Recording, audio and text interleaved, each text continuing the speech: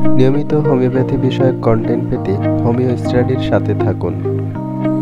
আজকে আমাদের আলোচ্য বিষয় ছিল যে অভিজ্ঞতার আলোকে আমাদের যে রোগী লিপির গুরুত্বটা নিয়ে।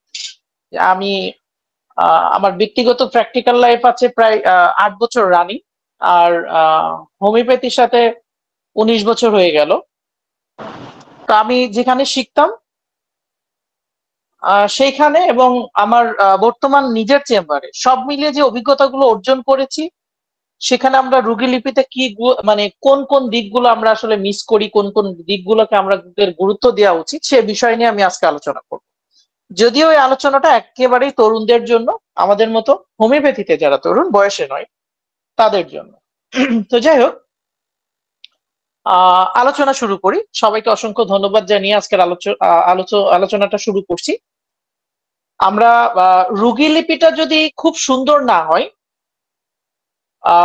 তাহলে আমাদের মূল যে জায়গাটা, আমাদের আরোগ্যের যে নীতিটা, আরোগ্য যে বিষয়টা, সেটা কিন্তু আমরা হারিয়ে ফেলি। আমরা আসলে আরোগ্য করে কি করতে চাই? আমরা স্বাস্থ্যপূর্ণ প্রতিষ্ঠা করতে চাই, যেটা আমাদের অ্যাফোরিজম নাম্বার 1-এ উল্লেখ আছে। তো যাই হোক, তাহলে রোগটা কি সেটা নিয়ে একটু কথা বলি। রোগটা কি? রোগটা ছিল আসলে জীবনী শক্তির দুর্বল অবস্থাজনিত অস্বাভাবিক লক্ষণ, যা আমাদের দেহে প্রকাশ করে। তাহলে জীবনী শক্তির অস্বাভাবিক লক্ষণ যেটা আমাদের দেহে প্রকাশ করে, তার বর্ণনাটাই বর্তমান সমস্যা রোগীলিপি। আমি রোগীলিপিতে নাম যে ধাপগুলো আছে এগুলো বর্ণনাতে যাব না, সোজা আমরা মূল পয়েন্টে যাব, যেহেতু এখানে সবাই মোটামুটি রোগী দেখে।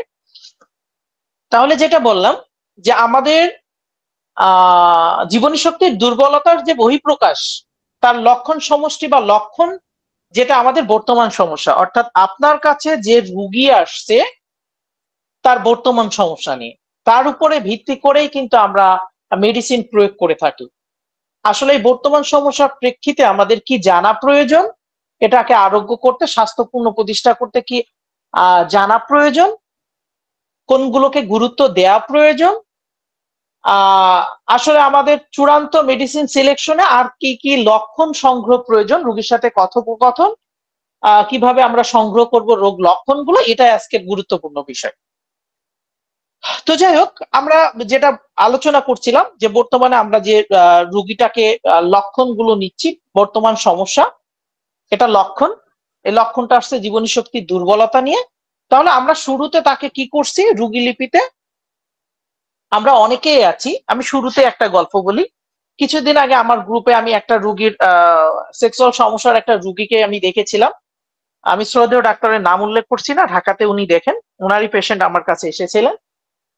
আমি দেখলাম যে ওখানে বেশ 2টা পোটেন্সি গভীর ক্রিয়াশীল মেডিসিন একসাথে প্রয়োগ করা হয়েছে, এবং সেই সাথে আরো কয়েকটা মেডিসিন দেখলাম, সম্ভবত পেটেন্ট। আমি যতটুকু উল্লেখ হলো প্রেসক্রিপশনে, যদি ভুল না করে থাকি। তো তাকে জিজ্ঞাসা করেছিল যে তোমার কি সমস্যা, বলেছিল যে আমার সেক্সুয়াল সমস্যা। দ্বিতীয় প্রশ্ন ছিল যে আপনার শরীর কি দুর্বল লাগে, বলেছিল হ্যাঁ লাগে। তো যাই হোক, এই 2টা প্রশ্নের উপরে তার মেডিসিন সিলেকশন করেছিল। আসলে কি এখানে আমাদের মেডিসিন সিলেকশন সঠিক হলো? এখানে আমাদের কি রোগীলিপির গুরুত্ব যেটা, সেটাকে আমরা মেনে চললাম? আসলে হয়তো না। তো যাই হোক, সেই সূত্র ধরেই আমরা যদি একটু কথা বলি, তাহলে আমরা যে প্রেজেন্ট কমপ্লেন যেটা আসছে, যদি কোনো রোগী আপনার কাছে তার বর্তমান সমস্যা বর্ণনা করে, তাহলে আমরা যে জায়গাটাতে ভুল করে থাকি, যারা নবীন আছেন, আমরা অনেক সময় সময়ের অভাবে, আবার অনেক সময় ধৈর্যের অভাবে, আবার অনেক সময় অবস্থার উপরে ভিত্তি করে আমরা তাকে অনেকগুলো প্রশ্ন থেকে, লক্ষণ থেকে আমরা তাকে দূরে রাখি। অনেক সময় লিডিং কোশ্চেন থেকে আমরা তাকে হ্যাঁ না উত্তর দেওয়ার সুযোগ করে দিই, যেটা মূল যে লক্ষণ আছে, জীবনী শক্তির দুর্বলতা বহিঃপ্রকাশ যে লক্ষণ আছে, সেই লক্ষণ থেকে কিন্তু আমরা দূরে সরে যাই। আমরা জানি সাদৃশ্য লক্ষণ নীতিতে আমরা হোমিওপ্যাথি ট্রিটমেন্ট করে থাকি। তাহলে সাদৃশ্য লক্ষণটা কি ছিল? সাদৃশ্য লক্ষণ ছিল জীবনী শক্তির দুর্বলতার যে লক্ষণ প্রকাশ করবে যে অর্গানে, সেম আমরা যে মেডিসিনটা প্রয়োগ করে থাকি সেই মেডিসিনের লক্ষণ যদি ওই অর্গানের উপরে হয়ে থাকে তাহলে সেখানে আমরা মেডিসিন প্রয়োগ করে রোগীর কিন্তু স্বাস্থ্যপূর্ণ প্রতিষ্ঠা করে থাকি। তাহলে প্রেজেন্ট কমপ্লেন কি বললো? আমরা প্রেজেন্ট কমপ্লেন নেওয়ার সময় অনেকে আমার কি সমস্যা, এই সমস্যা, আর কি সমস্যা, এইটা আমরা মেডিসিন সিলেকশন করি। এই জায়গাটাতে আমার যেটা করণীয় বা আমার যেটা করণীয় সেটা হলো যে আমরা রোগীকে প্রপার টাইম দিব। আমরা জানি ক্রনিক কেসে যদি আপনি কনস্টিটিউশনাল ট্রিটমেন্ট দিতে চান তাহলে সেখানে হিউজ তথ্যের প্রয়োজন আছে, যেটা আমরা রোগী লিপিতে হয়তো একটা ক্লাস আমি শেষ করতে পারবো না। আমি সিদ্দিক স্যারের কাছে অনুরোধ করব যদি না পারি তাহলে সেকেন্ড ক্লাস রাখার জন্য। তাহলে যে বিষয়টা আসলো যে আমরা এই রোগীর যে বর্তমান সমস্যা সেখান থেকে আমরা প্রশ্ন করছি, প্রশ্ন কিভাবে করা উচিত আমরা লিডিং কোশ্চেন হ্যাঁ নাতে উত্তর দেওয়ার সুযোগ না দিয়ে, যদি সে ইন্ট্রোভার্টেড মাইন্ড রিজার্ভ মাইন্ডের হয়ে থাকে, কম কথা বলার মানসিকতা যদি থেকে থাকে তাহলে আপনার ওই হ্যাঁ নার সুযোগ নিবে। আপনার কি ব্যথা হয়? হ্যাঁ হয়, কিন্তু কোথায় হয়? আপনার পেটে ব্যথা হয়, কোথায় হয়? এই প্রশ্নটা করিনি। ধরুন আপনার কাছে একটা রুগী আসলো তার পেটে ব্যথা নিয়ে, তাহলে প্রেজেন্ট কমপ্লেনটা কি ছিল? তার পেটে ব্যথা ছিল প্রেজেন্ট কমপ্লেন।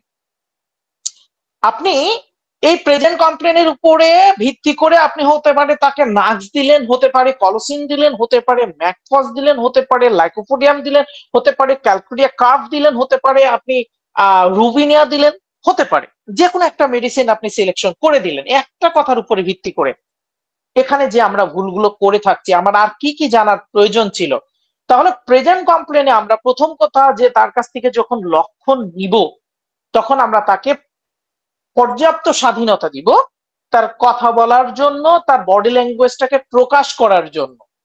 ধরুন পায়ের উপরে পা তুলে বসে সিপিয়া, আপনি সেটাকে খুব মানে এমন ভাবে তাকালেন যে সেটা ইতস্তবোধ করছে, সে কখনো সেটা তুলতে চাইছে না, মনে চাইছে, যেটা আমরা সিপিয়াতে পেয়ে থাকি। ধরুন ফসফরাসের মতো একদম হাতটা সামনের দিকে নিয়ে চলে আসবে, মানে টেবিলের উপরে মনে হবে শুয়ে পড়ছে। আপনার বডি ল্যাঙ্গুয়েজ, আপনার চোখের ভাষা, আপনার একটা গাম্ভীর্য, সে সেটাকে নিয়ন্ত্রণ করতে চাইছে।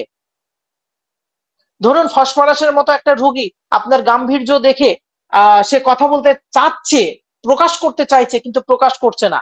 বা লেখাসিসের মতো একটা রোগী যে কিনা আপনার উপরে মিথ্যাচার প্রয়োগ করবে বা মিথ্যা কথা বলবে বা ঘন কথা বলবে, কিন্তু আপনার গাম্ভীর্য দেখে আপনার মুখের ধরন দেখে সে বলতে চাইছে না। সেই সুযোগটা আমরা না দিয়ে পর্যাপ্ত স্বাধীনতা দিব তার কথা বলার জন্য। তার জন্য আমরা অপেক্ষা করব যে যতক্ষণ পর্যন্ত তার প্রেজেন্ট কমপ্লেনের ভান্ডারটা না ফুরায়। অবশ্যই আমরা এইদিকে লক্ষ্য করব।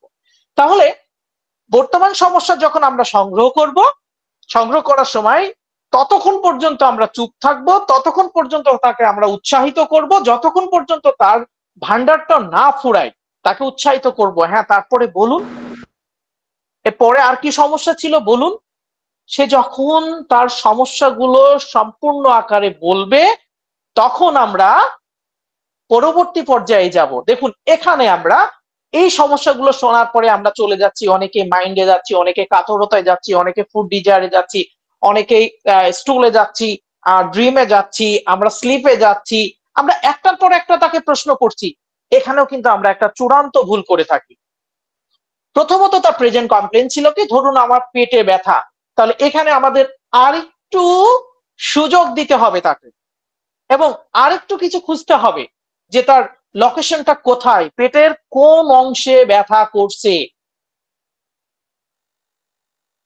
তলপেটে ব্যথা করছে, নাভিরুকানে ব্যথা করছে, কলন সাইডে ব্যথা করছে, পেনক্রিয়াসের সাইডে ব্যথা করছে, লিভার অঞ্চলে ব্যথা করছে, কোন জায়গাটাতে ব্যথা করছে। এই অনেক সময় আমরা কি করি, আমরা শুধু অ্যাবডোমিনাল পেইন, আমরা যদিও আমরা রোগের নাম লিখার থেকে তার লক্ষণগুলো লেখার গুরুত্ব আরোপ করব, কিন্তু আমরা যে ভুলটা করে থাকি সেটা হলো শুধু আমরা দেখে নিলাম যে পেটে ব্যথা, কিন্তু কোন অর্গানে তার পেইন হচ্ছে, কেন হচ্ছে সেটা কিন্তু আমরা জানি না। কেন কথাটার উত্তর আমরা আবার পরে খুঁজবো, কিছু কিছু জায়গা মনে রাখবেন। তাহলে আমরা কি করব, প্রেজেন্ট কমপ্লেনটা নিব ততক্ষণ পর্যন্ত যতক্ষণ পর্যন্ত রোগীর ভান্ডারটা শেষ না হয়।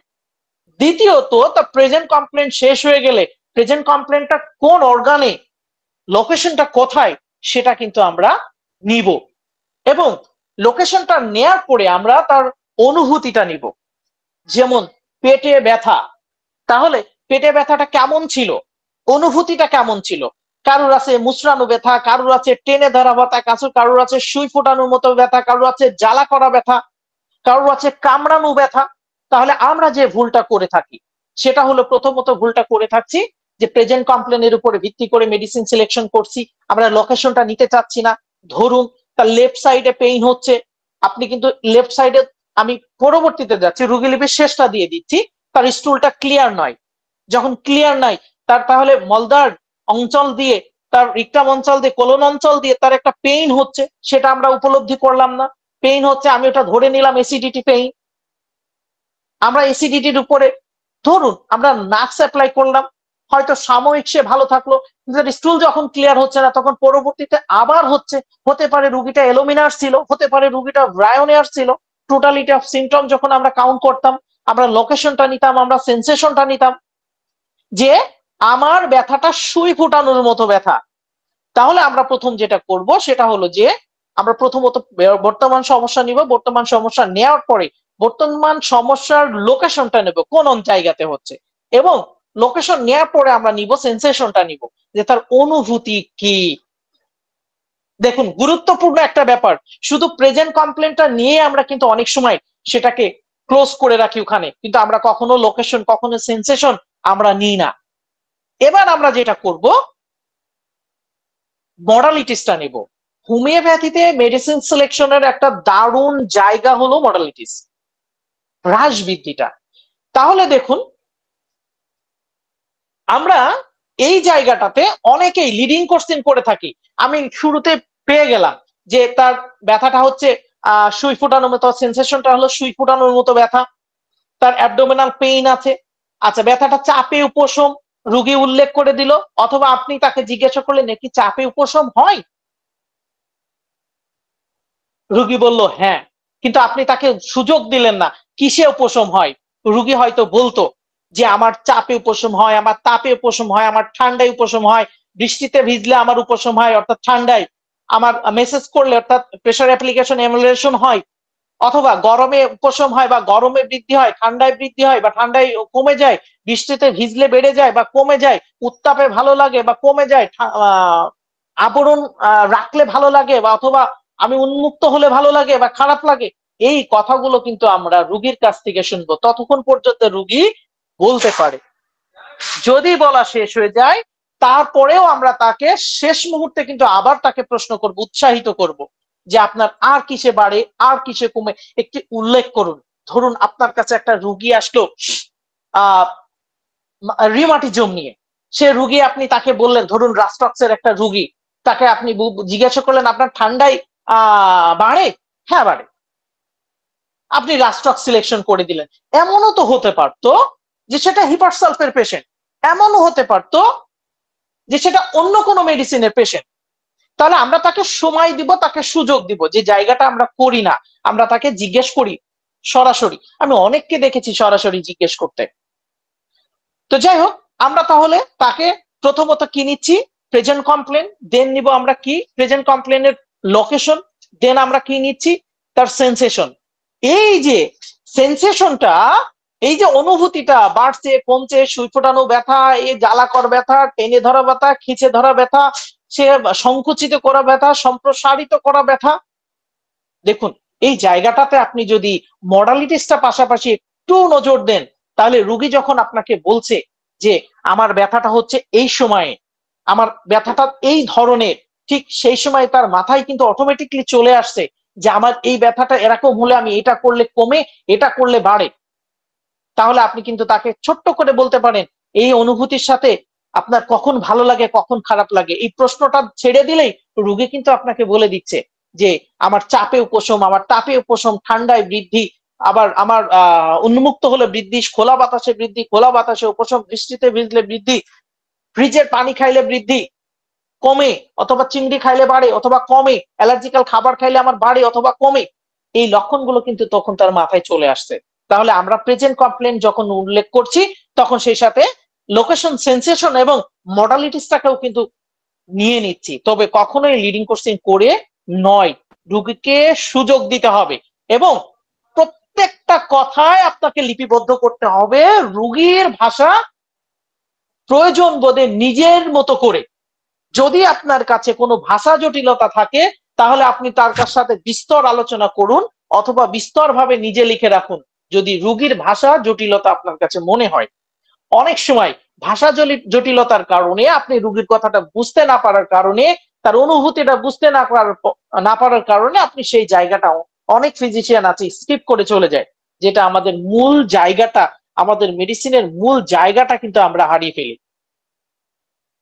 দেখুন, আমরা যদি এই প্রেজেন্ট কমপ্লেনের উপরে ভিত্তি করে আরো যদি প্রশ্ন করি, রুগীকে কিন্তু বলার সুযোগ দিয়েছিলেন, রুগী সম্পূর্ণ বলে দিয়েছে, যতটুকু রুগীর মনে আছে, যতটুকু রুগীর অনুভূতিতে আছে সবটুকু বলে দিয়েছে। কিন্তু একটা ক্রনিক কেস, আপনি যখন কনস্টিটিউশনাল ট্রিটমেন্ট দিতে চাইছেন, একটা ক্রনিক কেস, এইটুকু কথার উপরে ভিত্তি করে তাকে আপনি কিন্তু কখনোই লাইকোপোডিয়াম, কখনোই থুজা, কখনোই মেডোরিনাম, কখনো নেট্রামসাপ, কখনোই আপনি গভীর ক্রিয়াশীল মেডিসিন গুলো দিতে পারছেন না। তাহলে এই রোগের পেছনের একটা কারণ ছিল। কিন্তু আমরা যুক্তিবিদ্যাতে পড়েছি যে প্রত্যেক কাজেরই একটা কারণ থাকে, কারণ ছাড়া কার্য সংগঠিত হয় না। তাহলে দেখুন, এই রোগীকে আমরা যখন প্রশ্ন করছি তাহলে প্রেজেন্ট কমপ্লেনটা অনেকেই জিজ্ঞেস করতে ভুলে যায় কতদিন ধরে এই সমস্যাটা, অনেকেই ভুলে যায়। তাহলে যদি 2 বছর হয়, তাহলে যদি 3 বছর হয়, তাহলে যদি 4 বছর হয়, তাহলে যদি 5 বছর হয়, 10 বছর হয়, তাহলে দেখুন এই যে 5 বছর, 10 বছর, 15 বছর, এই জায়গাটাতে রুগী কিন্তু কখনোই বসে ছিল না। দ্যাটস মিন পাস্ট হিস্ট্রিতে চলে গেলাম আমি, রুগী কিন্তু কখনোই বসেছিল না। তাহলে আমার বলছে যে আমার অ্যাবডোমিনাল পেইন বা আমার মাথা ব্যথা বা আমার শোল্ডার পেইন অথবা আমার লাম্বার রিজিয়নে পেইন অথবা সাইটিকা নার্ভের পেইন, যাই বলুক না কেন, যদি সেটা দীর্ঘদিনের হয় অথবা আজকেরও হয়, তার পেছনে কিন্তু একটা কারণ ছিল। সেই কারণটা কিন্তু আমরা কখনোই অনেক রোগীকে জিজ্ঞাসা করি না। সেটা বংশগত হোক, অর্জিত হোক, যাই হোক, তার পেছনে একটা কারণ আছে। জীবনী শক্তির দুর্বলতা আছে, যেটাই যে কারণেই হোক, জীবনী শক্তির একটা দুর্বলতা আছে। সে জায়গাটা কতদিন, 2 বছর, 5 বছর, 10 বছর, আজকে অথবা গতকালকে থেকে হয়েছে, কতদিন, একদিন আপনি লিখলেন না, আপনি জানতে চাইলেন না। যখন রোগীকে এটা জানতে চাইলেন না তখন রোগের গভীরতা সম্পর্কে আপনার ধারণা চলে গেল। ধরুন কেমন একটা স্কিন ডিজিজ নিয়ে আপনার কাছে এসেছে, ধরুন আপনার কাছে একটা ছোট্ট একটা রোগ লক্ষণ একজিমা অথবা রিংওয়ার্ম নিয়ে আপনার কাছে এসেছে, রোগের নাম নিয়ে আপনার কাছে এসেছে, আপনি জিজ্ঞেস করলেন না এটা কতদিন, আপনি প্রেজেন্ট যে লক্ষণগুলো ছিল আপনি A to Z নিলেন। ধরুন তার পেট্রোলিয়াম আছে, ধরুন বোঝার জন্য, ধরুন তার পেট্রোলিয়ামের লক্ষণ আছে, আপনি পেট্রোলিয়াম দিয়ে দিলেন, অথবা ধরুন টেলুরিয়াম আছে, টেলুরিয়াম দিয়ে দিলেন, অথবা বেসিলিনাম আছে, আপনি বেসিলিনাম দিলেন, রাস্টক্স আছে, রাস্টক্স দিলেন, ন্যাট্টামিওর আছে, ন্যাট্টামিওর দিলেন, আপনি ধরুন তাকে দিয়ে দিলেন। লক্ষণ তো বর্তমানে এটাই আছে, কিন্তু আপনি যে জায়গাটা ভুল করলেন সে জায়গাটা হলো আপনি এর সময়কাল নিলেন না, কতদিন ধরে এই রোগ লক্ষণটা আপনার দেহে প্রকাশিত হয়েছে। তাহলে এটা যখন মিস করলেন, আপনি বর্তমান সমস্যাকে প্রাধান্য দিয়ে মেডিসিন সিলেকশন করলেন। 10 বছর আগে আমার লাম্বার রিজিয়নে পেইন হয়েছে, ইটস ওকে, সেখানে আপনি থেমে গেলেন। সেখানে আপনি কি দিলেন? হতে পারে লাইকোপোডিয়াম, হতে পারে রাস্টক্স, হতে পারে আর্নিকা, হতে পারে লিডাম্পালস, হতে পারে ফাইটোলক্কা, আপনি তাকে দিয়ে দিলেন বর্তমান সমস্যার উপরে ভিত্তি করে। কিন্তু যদি আপনি এই রোগীর ডিউরেশনটা নিতেন যে কত সময় ধরে এটা হয়েছে, 10 বছর, তাহলে এই 10 বছর রোগী কিন্তু বসে নেই। ধরুন আমরা সেই যেটা বলছিলাম তার চুলকানির সমস্যা, তাহলে এই 10 বছর এই রোগী কিন্তু কখনো বসে নেই। এই 10 বছর আপনি হতে পারে 100তম ডাক্তার, হতে পারে 50তম ডাক্তার, হতে পারে 10তম ডাক্তার। তাহলে আমরা পাস হিস্ট্রি যে কথাটা আমরা তাকে নিতে চাইছি না, উৎপত্তি, রোগের উৎপত্তি আমরা নিতে চাইছি না, রোগের উত্তেজক কারণ, রোগের কারণ আমরা ভুল করে বসি। তাহলে আমরা প্রেজেন্ট কমপ্লেনের উপরে ভিত্তি করে কিন্তু আমি প্রশ্নগুলো করছি। 10 বছর চুলকানিটা ছিল কত বছর? 10 বছর। এই 10 বছর কি করেছিল সে? 10 বছর কিন্তু কখনোই সে বসে ছিল না। এই 10 বছরের রোগের কিন্তু বহু রূপ পরিবর্তন করে আপনার কাছে এসেছে। কেন? কারণ আপনি দেখুন, এই 10 বছরের মধ্যে সে কি করেছে? সে বিভিন্ন ধরনের ট্রিটমেন্ট নিয়েছে, এলোপ্যাথি, আয়ুর্বেদিক, ইউনানি, হোমিওপ্যাথি, মলম, ক্রিম, ইটিসি সব মেডিসিন সে চিকিৎসা কমপ্লিট করে ফেলেছে। তাহলে এই যে ক্রনিক লেভেলে এসে দীর্ঘ মেয়াদে বিভিন্ন জায়গায় মেডিসিন প্রয়োগ এবং খাওয়ার ফলে তার কিন্তু রূপের পরিবর্তন চলে এসেছে।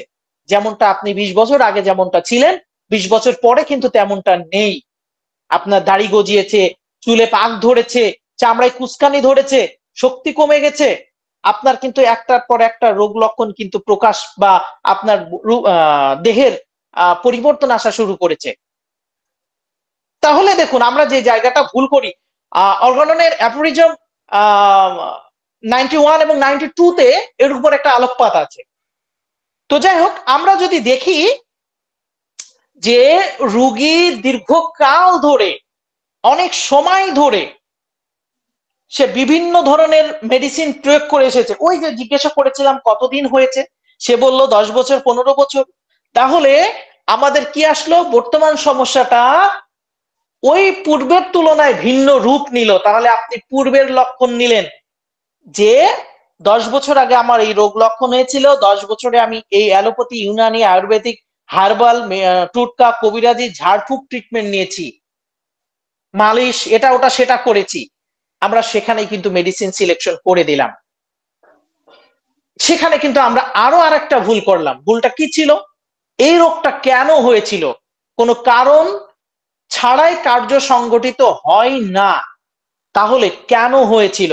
ধরুন অ্যাকুইট কেস, অ্যাবডোমিনাল পেইন নিয়ে এসেছে, সে গুরুপাক খাবার খেয়েছিল, গতকাল রাত্রে রাত্রি জাগরণ করেছিল, সেই সাথে রাত্রি ভাজি মাংস দিয়ে হোটেলে খেয়েছিল, অথবা প্রচুর পরিমাণে সে ফল খেয়েছিল, কাঁচা ফল, অথবা প্রচুর ভাজি খাবার খেয়েছিল, ইউটিসি খেয়েছিল। আমরা কিন্তু এই যে উত্তেজক কারণ, সেটাও কিন্তু আমরা নিতে ভুলে যাই, যেখানে আমাদের মূল মেডিসিনের জায়গায় এবং মূল যে জায়গাটা আছে সেখান থেকে কি হারিয়ে ফেলি। তাহলে দেখুন, আমরা দীর্ঘমেয়াদে যদি অন্য ট্রিটমেন্টের আওতায় কোনো রোগীকে পেয়ে যাই, হতে পারে অতীতে তার সাপে কেটেছিল, অতীতে তার আগুনে পুড়েছিল, অতীতে তার আঘাত লেগেছিল, হতে পারে অতীতে তার মানসিক কষ্ট ছিল, অর্থনৈতিক কষ্ট পেয়েছিল, খুব কাছের মানুষের কাছ থেকে সে কষ্ট পেয়েছিল। এই লক্ষণগুলো কিন্তু আমরা কখনোই সংগ্রহ করলাম না। অতীতে তার অপারেশন করেছিল, তারপরে থেকে এই সমস্যাটা তৈরি হয়েছে। বর্তমান যে পরিস্থিতি, সেটা কিন্তু একদিনে আসেনি, বহু রূপ পরিবর্তন করে আজকের পর্যায়ে এসেছে।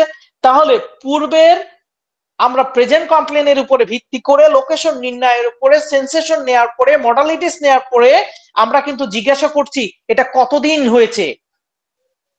কারণ ওই যে সেন্সেশন বলার সাথে সাথে তার মাথার মধ্যে চলে আসছে এটা কি করলে কমে, কি করলে বাড়ে, তারপরে চলে আসছে এটা কতদিন, কতদিন আগে হয়েছিল, এবং এই দীর্ঘ সময় আপনি কি করেছিলেন, হওয়ার এই রোগটা লক্ষণটা দেখা দেওয়ার আগে আপনি কি করেছিলেন। রোগীটা বলল যে আমার 10 বছর পরে আমার একটা আঘাত ছিল। হতে পারে 10 বছর পূর্বে তার ভারী কাজ করার ইতিহাস ছিল, লাম্বার রিজিয়নে পেইন। হতে পারে 10 বছর আগে তার একটা মানসিক শোক ছিল। তাহলে সেই জায়গাগুলো অনেক সময় আমরা কি করি, সেই জায়গাগুলো আমরা অনেক সময় প্রশ্ন না করে, সেই জায়গাগুলো লিপিবদ্ধ না করে, এবং সেই সাথে আমরা এই মেডিসিনে 10 বছর আগে হওয়া রোগ, এই 10 বছরে যে ট্রিটমেন্ট নিয়েছে সেটার লক্ষণ নিয়েছি, কিন্তু তার আগে যে লক্ষণগুলো ছিল, যদিও আমরা 10 বছরের মধ্যে অনেক চড়াই উতরাই পেরিয়ে অনেক লক্ষণ এসেছে, আগের অনেক লক্ষণ সে ভুলে গেছে, অনেক লক্ষণ সে এখন কিছুটা কম হয়েছে, কিছুটা বেড়েছে। ওই যে কনস্টিটিউশনাল ট্রিটমেন্ট নিতে গেলে আমাকে এগুলো দেখতেই হবে। তাহলে সেখানে আমরা কি করছি, সেখানে আমরা অনেক সময় এই লক্ষণগুলো আমরা নিতে চাই না, লক্ষণগুলো আমরা নিই না। যে এই লক্ষণটা প্রকাশ পাওয়ার পরে এই ট্রিটমেন্টে যাওয়ার আগে যখন আপনার শুরুটা হয়, তার আগে আপনার কি কি লক্ষণ দেখা দিয়েছিল, তার আগে আপনার কিভাবে কমতো, কিভাবে বাড়তো, লোকেশনটা কোথায় ছিল, সেন্সেশনটা কি ছিল, এগুলো কিন্তু আমরা নিতে অনেক সময় ভুলে যাই, যেখানে আমাদের একটা দারুণ মেডিসিনের জায়গা কিন্তু নষ্ট হয়ে যায়। দেখুন, অনেকের আছে ধরুন একজিমা, পেট থেকে শুরু হয়েছিল, 10 বছর পরে এখন সারা শরীরে চলে গেছে। আমরা দেখেছি নখের ক্ষত থেকে কিলোয়েড জন্ম নেয়, হতে পারে 10 বছর পূর্বের সেই নখের ক্ষত থেকে কথাটা মনে নেই, এখন অনেকটা জায়গা জুড়ে আছে, সেটা আমরা কিন্তু গুরুত্ব না দিয়ে শুধুমাত্র বর্তমান পরিস্থিতিকে দায়ী করে আমরা মেডিসিন সিলেকশন করে থাকি, সেখানেও কিন্তু একটা দারুণ ভুল করে থাকি। তাহলে আমরা পাস হিস্ট্রিতে অবশ্যই কি করব, পাস হিস্ট্রিতে অবশ্যই আমরা এই কথাগুলো নিব, এবং সেই সাথে আমরা কি করব, যদি দেখি অন্য কোনো রুগী, ধরুন এটা ব্যতীত অন্য যে কোনো রুগী, মানসিক রুগী হোক বা আঘাতজনিত রুগী হোক বা ব্যথার রুগী হোক, যাই হোক না কেন, পাস হিস্ট্রিতে আমরা যেটা করে থাকি, যেটা অনেক সময় জিজ্ঞাসা করি না, সেটা হলো যে এই রুগীর যে কোনো অবস্থাতে, শুধুমাত্র আমাদের এই রোগ লক্ষণে নয়, হতে পারে মানসিক বিকৃতি নিয়ে একটা জন্মগ্রহণ করেছে, হতে পারে এই যে বর্তমান অটিজম বাচ্চারা আছে, হতে পারে সে আগে ভালো ছিল বা সে ভালো আছে, ওই যে অতীতের যে কথাগুলো, অনেক অনেক বাচ্চাকে দেখবেন, বাচ্চার মাকে বলতে শুনবেন আমার বাচ্চাটা ভালোই ছিল, কিন্তু নিউমোনিয়া হওয়ার পরে আমি হাসপাতালে অ্যাডমিট করেছিলাম, তারপরে কি চিকিৎসা দিল, দেওয়ার পরে তো আমার বাচ্চা অ্যাবনর্মাল হয়ে গেল, আমার বাচ্চা এখন আই কন্টাক্ট ভালো না, আমার বাচ্চার পা ফেলার ধরন ভালো না, কথা বলার ধরন ভালো না, কোনো দিক থেকেই ভালো না, আগে ভালো ছিল। দেখুন, এই যে ফিফথ জেনারেশনের যে ইনজেকশন গুলো আছে আমাদের অ্যালোপ্যাথিতে, এগুলোর কিন্তু একটা দারুণ সাইড ইফেক্ট আছে, তাহলে আমরা সেগুলো নিলাম না, আমরা ইনজেকশনের ইতিহাস নিলাম না, আমরা তার প্রেগনেন্সি অবস্থায় মায়ের কোন ধরনের মানসিক সমস্যা ছিল কিনা সেটা নিলাম না, অর্থাৎ যখন সে মায়ের গর্ভে ছিল মা সে সময় ভয় পেয়েছিল বা মানসিক কষ্টে ছিল বা ফিজিক্যালি কষ্টে ছিল, সেটা আমরা নিলাম না, আঘাত ছিল কিনা সেটা নিলাম না, নর্মাল ডেলিভারি ছিল কিনা সেটা নিলাম না, সিজারিয়ান ছিল কিনা সেটা নিলাম না, এবং ডেলিভারির সময় তার আঘাত ছিল কিনা সেটা নিলাম না, এবং যখন পেটে ছিল তখন মার লাইফস্টাইলটা আমরা নিলাম না, খাদ্য অভ্যাসটা নিলাম না, আঘাত ছিল কিনা নিলাম না, তার অতীত, তার যে একটা ইতিহাস আছে, সে ওই সময় সে অশান্তিতে থাকতো নাকি সুখ দুঃখের মধ্যে থাকতো, এগুলো আমরা নিলাম না। যদি না নিই তাহলে আমরা কিন্তু একটা মেডিসিনের জায়গা ভুল করে ফেলবো। ধরুন ক্যামোমিলার একটা বাচ্চা খুব অ্যাগ্রেসিভ মুডে থাকে, এই বাচ্চাটা যখন মায়ের গর্ভে ছিল মা সেম ভাবে থাকতো, এই বাচ্চাটা কিন্তু পরবর্তীতে ক্যামোমিলার রূপ নিয়ে আসতে পারে, যে জায়গাগুলো কিন্তু আমরা ভুল করে থাকি। তাহলে আমরা কি করব, আমরা পাস হিস্ট্রিতে যখন যাচ্ছি তার রোগ লক্ষণের শুরু করে, ঠিক ওই সময়ে আমাদের আরো যত ইতিহাসগুলো আছে সেগুলো নেওয়ার চেষ্টা করব, যে আপনার মাতৃগর্ভে থাকাকালীন আপনার যদি এই লক্ষণটা সে কখনোই দিতে পারবে না, তাহলে তার মায়ের কাছে অথবা তার অভিভাবকের কাছে অথবা যে কোনো একজন যার মাকে সে খুব ভালোভাবে চেনে, বোঝে, জানে, তাকে জিজ্ঞাসা করুন। যদি আপনার প্রয়োজন পড়ে আপনি সময় নেন, পরবর্তী আবার তাকে টাইম দেন, যদি আপনি মূল জায়গাটাতে পৌঁছাতে না পারেন, মূল জায়গাতে পৌঁছাতে যদি আপনি ব্যর্থ হন, তাহলে তার সেই জন্ম থেকে মায়ের গর্ভে থাকাকালীন থেকে আপনি লক্ষণ নিতে থাকুন। বাচ্চা যখন পেটে ছিল মা পড়ে গেছিল, আঘাত লেগেছিল, সেখানেও কিন্তু আপনি ইনজুরি রাখতে পারেন মাথার মধ্যে। বাচ্চা যখন পেটে ছিল বাবা পরকীয়ায় লিপ্ত ছিল, মায়ের কিন্তু একটা অশান্তি, একটা শোক, একটা কষ্ট, একটা দুঃখ তার মধ্যে কিন্তু বিরাজমান ছিল, পরিবারে খুব অশান্তি ছিল, সেই সময় মা কিন্তু ক্যামোমিলা হতে বাধ্য হয়েছিল, ল্যাকেসিস হতে বাধ্য হয়েছিল, সালফার হতে বাধ্য হয়েছিল, ঝগড়াঝাড়ি করতো, পালসেটিলার মতো কান্নাকাটি করতো, বাধ্য ছিল।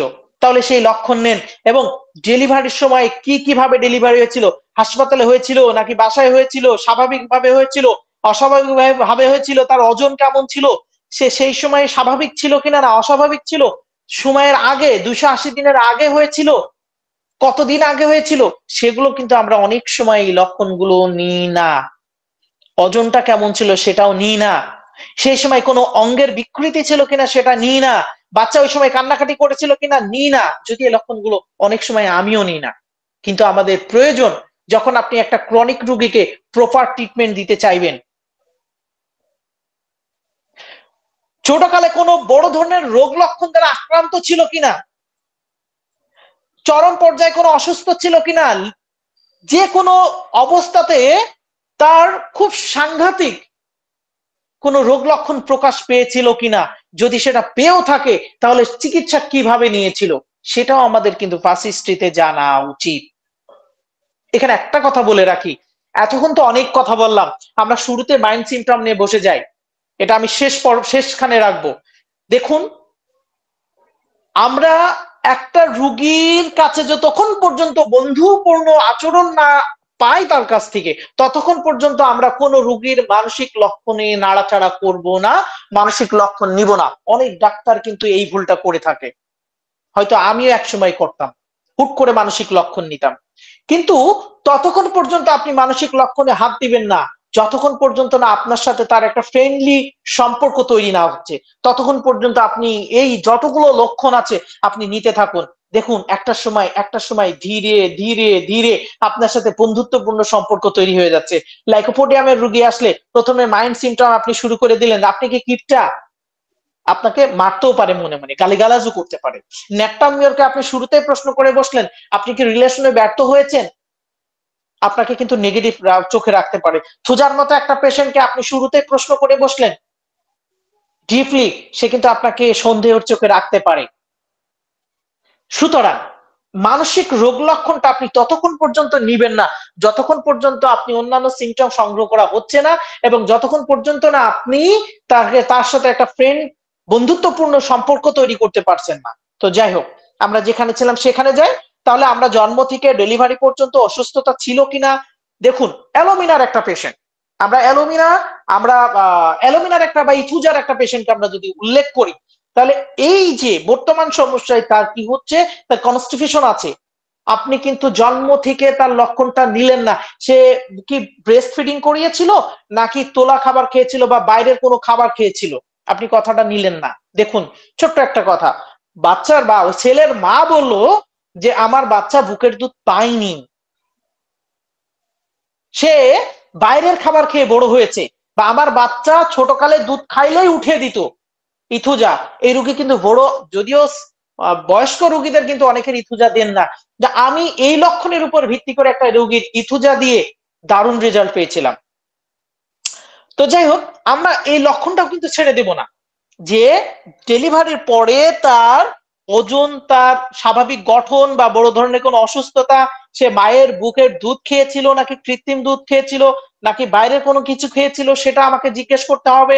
তার কত বছর বয়সে সে কথা বলা শুরু করেছে, হাঁটতে শুরু করেছে, লেটে হয়েছে কিনা, সেটা দাঁত উঠেছে দেরিতে কিনা, সেটা আমাকে জানতে হবে। ছোটকালে খুব ভীতু ছিল কিনা, খুব ভয় পেত কিনা, সেটা আমাকে জানতে হবে। এবং কোন বড় ধরনের রোগ লক্ষণে সে আক্রান্ত হয়েছিল কিনা, সেটা আমাকে জানতে হবে।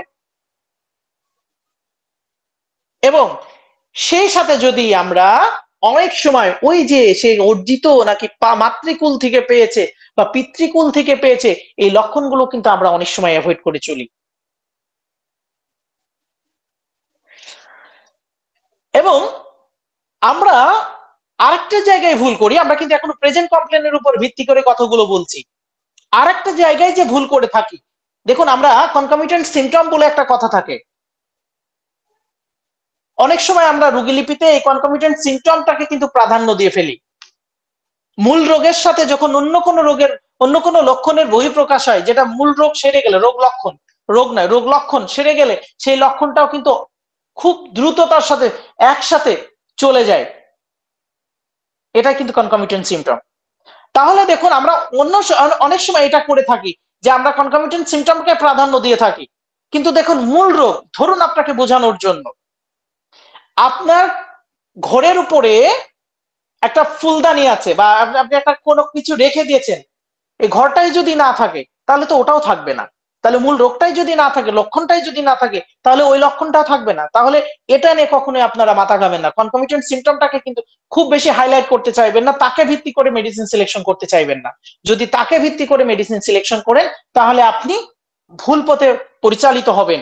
আরো একটা উদাহরণ দিয়ে যদি বোঝাই, আমরা ছোটকালে দেখেছি পরগাছা। আমি ছোটকালে দেখেছি যে ওই যখন আমরা রাস্তার পাশ দিয়ে অনেক, তখন গাছগাছালি প্রচুর পরিমাণে ছিল, একটা পরগাছা আছে চিকুন হয়ে লম্বা হয়ে চলে যায়, মূল গাছটা যদি কেটে ফেলা হয় ওই গাছটাও কিন্তু মরে যায়। ওই গাছটাকে মারতে হয় না, ওই গাছটা মারা যায়ও না। মূল গাছটা যদি আমি মেরে দিই তাহলে ওই গাছটাও কিন্তু মরে যায়। মূল গাছটা যদি সরিয়ে ফেলি তাহলে ওই গাছটাও সরে যায়, যেটা কনকমিটেন্ট সিমটম। তাহলে আমাদের মূল থিমটা থাকতে হবে প্রেজেন্ট কমপ্লেন, কনকমিটেন্ট সিমটম নয়। তাহলে আমরা যেখানে ছিলাম প্রেজেন্ট কমপ্লেনের উপর ভিত্তি করে আমরা পাস হিস্ট্রি নিয়েছিলাম, কি অবস্থায় ছিল, কোথায় ছিল, চর্মরোগ ছিল কিনা, কিভাবে ট্রিটমেন্ট নিয়েছিল, কোনো বড় ধরনের রোগ হয়েছিল না কিনা, সেটা কিভাবে ট্রিটমেন্ট নিয়েছিল, সাপে কামড়েছিল কিনা, কুকুরে কামড়েছিল কিনা, বা অন্য কোনো বিষাক্ত জিনিসে কামড়েছিল কিনা, আগুনে পুড়েছিল কিনা, মদ তামাক অতীতে খেত কিনা, গাঁজা সেবন করতো কিনা, জর্দা সেবন করতো কিনা, অতিরিক্ত চা খেত কিনা, পান খেত কিনা, সব লক্ষণ কিন্তু আমরা একটার পর একটা আমরা নিব পাস হিস্ট্রিতে, অথবা তার প্রেজেন্ট কমপ্লেন, অথবা কোন একটা অংশ আপনি রেখে দিন তার এই অভ্যাসগত লক্ষণের রেখে দেওয়ার জন্য। সেই সাথে আমরা কি করছি, সেই সাথে আমরা জিজ্ঞাসা করব ফ্যামিলি হিস্ট্রি। আমরা রোগী লিপিতে যে ফ্যামিলি হিস্ট্রি, মাতৃকুল পিতৃকুলের যে জায়গাটা রেখে দিই। দেখুন, আমি অনেক সুজার পেশেন্টকে দেখেছি ফ্যামিলিতে সেকেন্ড বিয়ে করতে, ক্যান্সারে আক্রান্ত হতে, অনেক সুজার পেশেন্টকে দেখেছি। তাহলে আপনি পিতৃকুল অথবা মাতৃকুলের লক্ষণটাকে অ্যাভয়েড করতে পারেন না। মায়ের টিবি ছিল, মায়ের বাবার টিবি ছিল, মায়ের যক্ষা ছিল, অথবা ক্যান্সার ছিল, অথবা বাবার ছিল, অথবা যে কোনো কারোর ছিল তার রক্তে, আমরা এই লক্ষণগুলো কিন্তু নিতে ভুলে যাই। কারণ খেয়াল করুন, ওই বোঝাতে গেলে ওই সোজা মানে একটা প্রচলিত কথা বলি যে বাঁশঝাড় থেকে শুধু বাঁশ গাছই জন্ম নেয়, বাঁশ গাছ তো নয়, ঘাস জন্ম নেয়, অন্য কিছু জন্ম নেয় না। তাহলে মাতৃকুলে যে রোগ লক্ষণটা ছিল সেটা কিন্তু আপনার মাধ্যমে থাকবে, আপনার কাছে বর্তাবে। শ্বাসকষ্ট ছিল, কার্ডিয়াক সমস্যা ছিল, সেটা আপনার মধ্যে আসতে পারে। চর্মরোগ ছিল, সেটা আপনার মধ্যে আসতে পারে। আপনার মা বাপ সিফিলিটিক পেশেন্ট ছিল, সাইকোসিফিলিটিক পেশেন্ট ছিল, আপনার মধ্যে আসতে পারে। বাবা মার মাথা ব্যথার রোগ ছিল, আপনার মধ্যে আসতে পারে। বাবা মার কারোর বংশে মানসিক রোগী ছিল, উন্মাদনার রোগী ছিল, আপনার মধ্যে আসতে পারে। বাবা মার বংশে কারোর কখনো যৌনতা ছিল, অতি বাড়াবাড়ি, আপনার মধ্যে আসতে পারে। দেখুন, তাহলে আমরা অবশ্যই যে জায়গাটা লক্ষ্য করব সেটা মাতৃকুলে কি কি রোগ লক্ষণ ছিল, পিতৃকুলে কি কি রোগ লক্ষণ ছিল, সেগুলা এখনো আছে কিনা সেগুলো কিন্তু আমাদেরকে জানতে হবে। আমরা অনেক সময় দেখা যাচ্ছে একটা গনোরিয়ার রোগী আসলো, আপনি দেখলেন অ্যাক্টিভ আছে গনোরিয়া, তাকে কিন্তু জিজ্ঞেস করলেন না, সে কিন্তু ক্যারি করছে বাবা মা থেকে, তাকে কিন্তু জিজ্ঞেস করলেন না লজ্জাবশত যে আপনার বংশে কি কারুর যৌন রোগে আক্রান্ত আছে। হতে পারে সে জন্মগতভাবে সেটা নিয়ে এসেছে, আপনি কিন্তু প্রশ্ন করলেন না, এখানেও কিন্তু আপনি মূল মেডিসিনের জায়গা থেকে হারিয়ে গেলেন। আপনার বংশে কোনো উন্মাদ রোগী, পাগল রোগী আছে কিনা, অটিজম আছে কিনা, চর্মরোগে আক্রান্ত আছে কিনা, হাই ব্লাড প্রেশারের রোগী আছে কিনা, আপনার টিউবারকুলোসিস সমস্যায় সে ভুগছে কিনা, মানে কোন বড় ধরনের পেনক্রিয়াসের সমস্যায় ভুগছে কিনা, থাইরয়েডের সমস্যায় ভুগছে কিনা, ব্যর্থ প্রেম নিয়ে কেউ অসহায়ত্ব জীবনযাপন করেছিল কিনা, সেটা কিন্তু আপনি নিলেন না। আপনি শুধু নিলেন কি বাবা মার কি বড় ধরনের রোগ ছিল, ওই যে লিডিং কোশ্চেন শুরুতে বলেছিলাম, বড় ধরনের কোনো রোগ ছিল না, ছিল না, হ্যাঁ নাতে উত্তর দিল।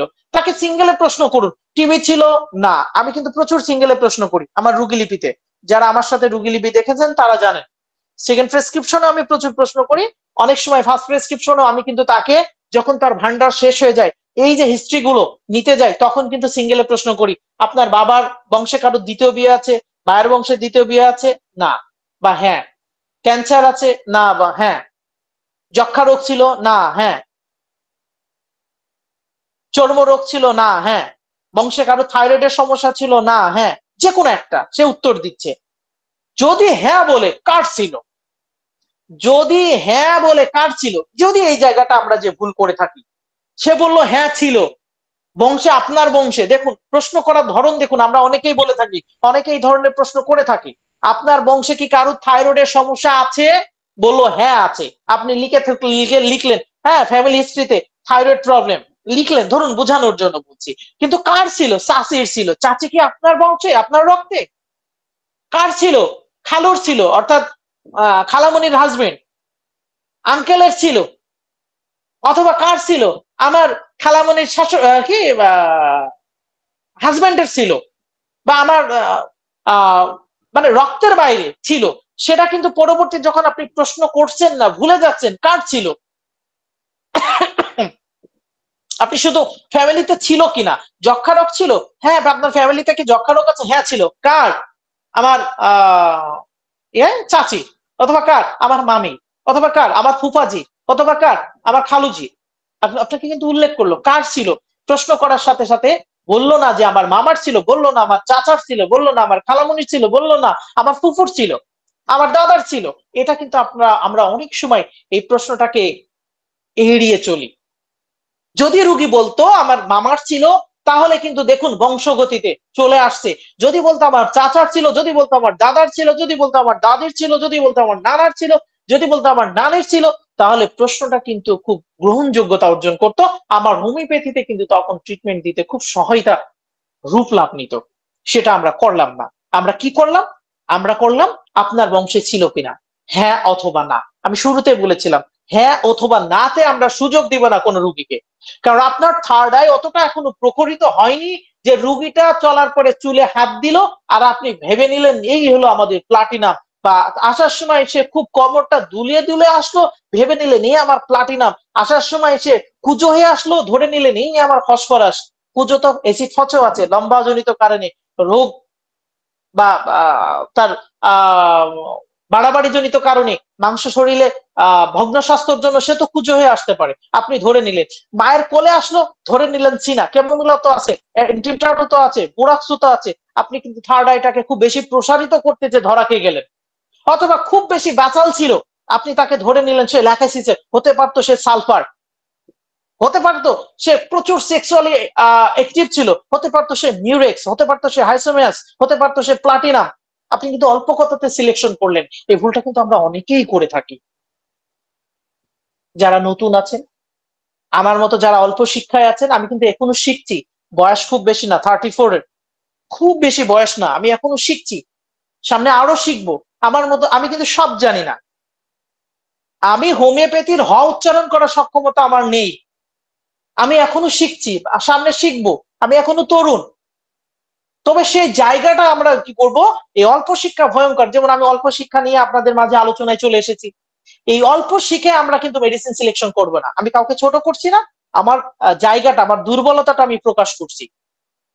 তো সে জায়গাটাতে আমরা কি করব, আমরা তাকে সিঙ্গেলে প্রশ্ন করব কার হয়েছিল, কিভাবে হয়েছিল, আপনি কি জানেন? সে কেউ অর্জিত হয়েছিল, সে যৌন রোগে অর্জিত ছিল, মানে বংশগতি ভাবে এসেছিল, না সে নিজে এটা করেছিল? আমার বংশের চারিকুলে কারোর ছিল না, আমার মামার ছিল। দেখুন, যদি তার এইচআইভি থাকতে, ধরুন কথার কথা এইচআইভি, মানে আমরা কিন্তু বলতে পারি না যে অবৈধ যৌন সঙ্গমে সে লিপ্ত ছিল। অবৈধ যৌন সঙ্গমে সে লিপ্ত ছিল। আমরা গনোরিয়া আক্রান্ত হলে তাকে বলতে পারি না সে অবৈধ সঙ্গমে লিপ্ত ছিল। আমরা যে ভুলটা করে থাকি, হতে পারে কোন এইচআইভি পেশেন্ট একটা সেলুনে শেভ করছিল, সেই সেলুনে আপনি গেছিলেন, ওই সেলুনের ব্লেড থেকে যে রক্তটা লেগেছিল, পরবর্তীতে আপনার ব্লাড, আপনার একটা ফোর্ট ছিল, সেটা কেটে গেল, আপনি কিন্তু এইচআইভি তে আক্রান্ত হয়ে গেলেন। গনোরিয়ার কোনো একটা রোগী পাবলিক টয়লেট ইউজ করেছিল, তার লিঙ্গটা সে ভালোভাবে, বা লিঙ্গটা পরিষ্কার করেছিল, সে কি করেছিল, ওটা ধরে ট্যাপটাকে আবার বন্ধ করেছিল, আপনি সেটা হাত দিলেন, আপনি আপনার লিঙ্গে আবার হাত দিলেন, আপনি কিন্তু গনোরিয়া আক্রান্ত হতে পারেন। তাহলে আমরা কিন্তু প্রশ্ন রাখবো ওখানে যেটা অর্জিত, বংশগত নাকি অর্জিত, সেটাও কিন্তু আমরা রোগ লক্ষণ রাখবো। আসলে এক আলোচনায় সবকিছু ইনক্লুড করা খুব টাফ হয়ে যায়। তারপর আমি চেষ্টা করব যতটা আমি আপনাদেরকে জানাতে পারি বা আমি যতটা জানি। তাহলে দেখুন, আমরা কিন্তু মানসিক লক্ষণ এখনো ঢুকিনি, আমরা আস্তে আস্তে তার মধ্যে ঢুকছি, আস্তে আস্তে তার মধ্যে ঢুকছি। কিভাবে তাকে বন্ধুত্বপূর্ণ সম্পর্ক তৈরি করা যায়, কারণ রুগীটা ন্যাক্টামিওরে বা রুগীটা ল্যাকেসিসে প্রচুর মিথ্যা কথা বলে, রুগীটা সালফারে প্রচুর মিথ্যা বলে। ধরুন আমরা তার কাছে যেতে পারছি না, কারণ সে এখন ঢুকলেই, তার মধ্যে ঢুকলেই সে ল্যাকেসিস মিথ্যা বলবে, প্লাটিনাম দাম্ভিকতা প্রকাশ করবে। আমরা এ টু জেড তাকে বোঝাতে পারছি না যে হোমিওপ্যাথি এটাই আমার লক্ষণ লাগবে, হোমিওপ্যাথি এটাই সঠিক লক্ষণ লাগবে, আমার লোকেশনটা যেমন সঠিক হওয়া প্রয়োজন, সেন্সেশনটাও ঠিক তেমন হওয়া প্রয়োজন, সঠিক হওয়া প্রয়োজন। ঠিক অনুরূপ ভাবে পাস হিস্ট্রিটা যেমন প্রয়োজন, ফ্যামিলি হিস্ট্রিটা ঠিক সঠিকভাবে প্রয়োজন। হোমিওপ্যাথি এটাই। আপনি এটা যখন তাকে বোঝাতে পারছেন, তার মনের মধ্যে ঢোকাতে পারছেন, আপনি তার মধ্যে বন্ধুত্বপূর্ণ সম্পর্ক তৈরি তখন থেকে হচ্ছে, তখন কিন্তু আপনাকে সে বিশ্বাস করছে। সে হোক সে থোজা, হোক সে ন্যাকটাম, যাই হোক না কেন আপনাকে কিন্তু বিশ্বাস শুরু করে দিচ্ছে। হতে পারে সে প্লাটিনাম দাম্ভিকতায় প্রাচুর্য ভরা, কিন্তু সে জানছে, বুঝতে পারছে যে হোমিওপ্যাথি এটাই, আমাকে বলতে হবে, আমার মূল কথাগুলো বলতে হবে। ল্যাকেসিসের রোগী নিজের দাম্ভিকতা, নিজের অহংকারটাকে মানে বিজয়ী করার জন্য মিথ্যা বলার প্রবণতা সে আস্তে আস্তে কমিয়ে দেবে, সঠিক তথ্য আপনাকে দিবে। যখন আপনি এইভাবে আস্তে আস্তে তার মধ্যে ঢুকছেন, কারণ বুঝতে শিখেছে যে হোমিওপ্যাথি এটাই, সেখানে আমাদের এই লক্ষণগুলো আমাকে দিতে হবে, না দিলে আমি সঠিক মেডিসিন পাবো না, সঠিক সিলেকশন হতে হবে না। আপনি রুগীর সাথে গল্প করছেন, রুগীর সিমটম নিচ্ছেন, রুগীকে বোঝাচ্ছেন, সিঙ্গেলে প্রশ্ন করছেন, যখন তার প্রেজেন্ট কমপ্লেনের ভান্ডার শেষ হয়ে গেছে, আপনি লোকেশন নিচ্ছেন, আপনি সেন্সেশন নিচ্ছেন, আপনি মডালিটিস নিচ্ছেন, পাস্ট হিস্ট্রি নিচ্ছেন, প্রেজেন্ট ফ্যামিলি হিস্ট্রি নিচ্ছেন, এবং সেই সাথে আপনি আস্তে আস্তে তার ঢুকে যান। আমি এবার অন্য যে জায়গাগুলো কথা আছে, আপনি কাতরতাটা নিয়ে নেন মাঝে, আমরা অনেক সময় সেটা নিই না, অনেক সময় কাতরতাও কিন্তু খুব গুরুত্ব বহন করে। আমি বলে থাকি, আমি আমার যারা পার্সোনালি আমার কাছে যারা শিখে থাকে, আমি তাদেরকে বলে থাকি, আমি খুব কয়েকটা জায়গায় খুব বেশি রুগীকে গুরুত্ব দিয়ে থাকি, সেটা প্রেজেন্ট কমপ্লেনের উপরে ভিত্তি করে কাতরতা, মডালিটিস এবং মাইন্ড, এই জায়গাটা আমি খুব বেশি গুরুত্ব দিই।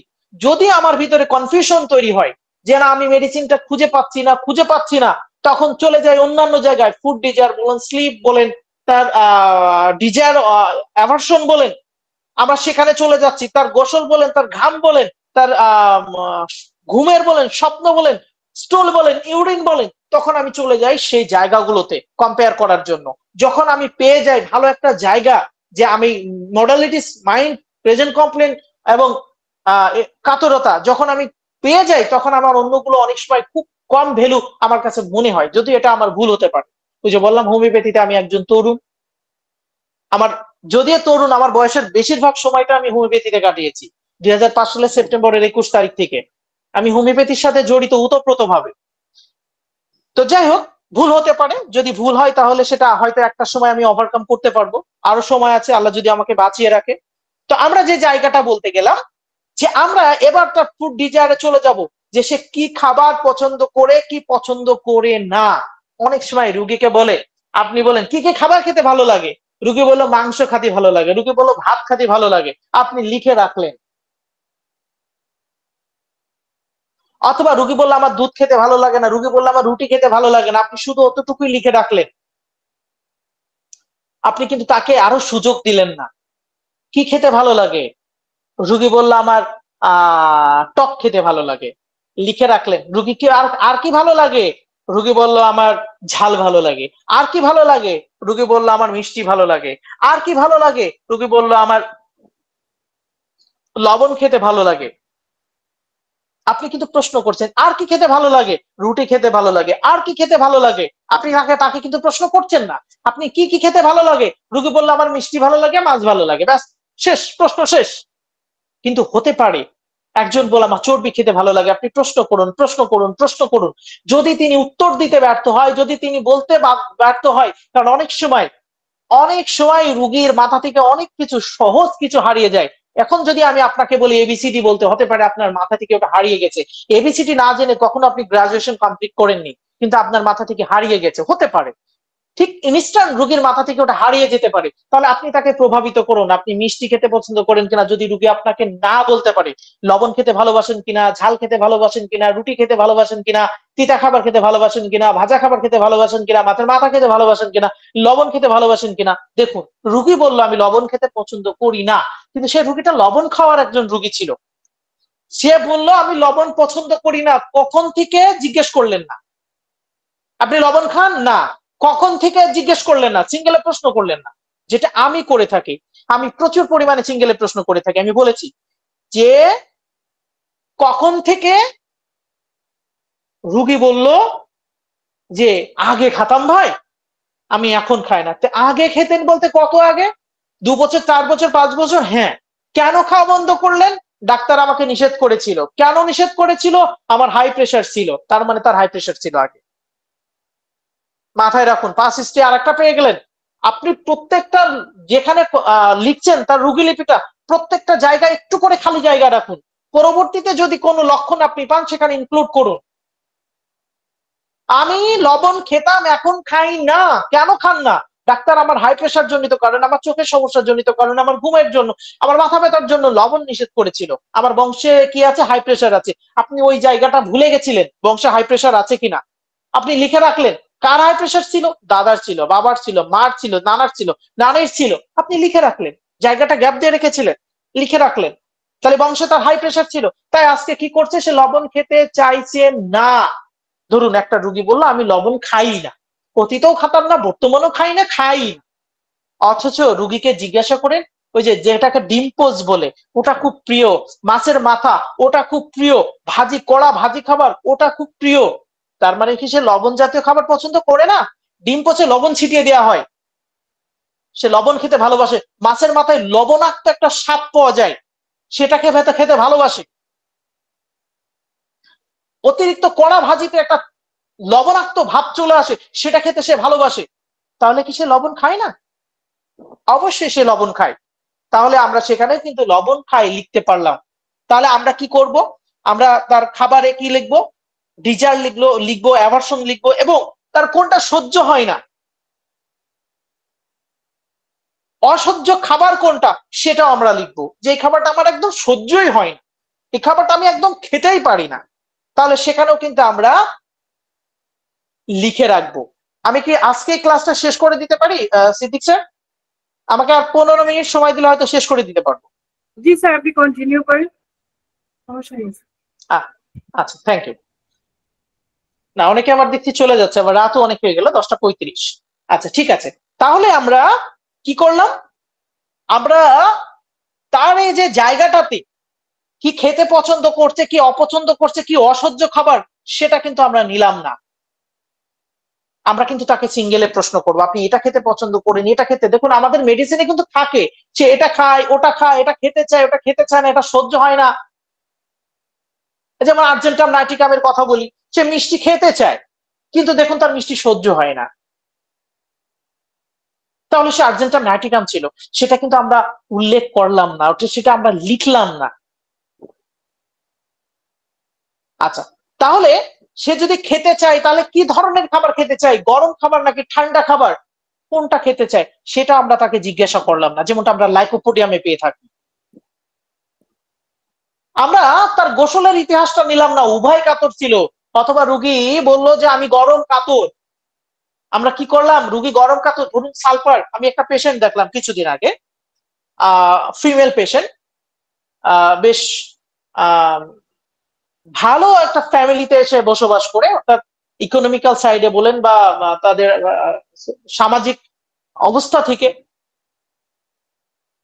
আমি তাকে জিজ্ঞাসা করেছিলাম যে আপনি শীত এবং গরমে কোনটা কাতরতা, সে বলেছিল যে আমি গরম কাতর। কিন্তু তার গোসলের লক্ষণে যাওয়ার পরে সে বললো আমি গোসল করি প্রতিদিন, কিন্তু খুব বেশি শীত পড়লে আমি সেদিন গোসল করি না। ওয়েল এডুকেটেড একজন পার্সন, সে বলল আমি গোসল করি না। তাহলে দেখুন এখানে আমাদের কেউ কি আনমিউট আছেন? জি স্যার, আনমিউট আছে। না, আনমিউট কেউ নেই। Sorry sir, extremely sorry, unmute কেউ নেই স্যার, সবাইকে মিউট করেন।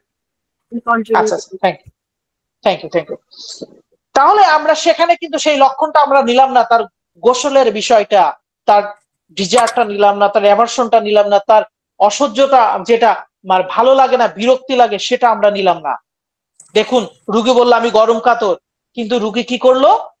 সে শীতকালে গোসল করতে চায় না, শীত পড়লে গোসল করতে চায় না, লক্ষণগুলো কিন্তু আমরা নিলাম না।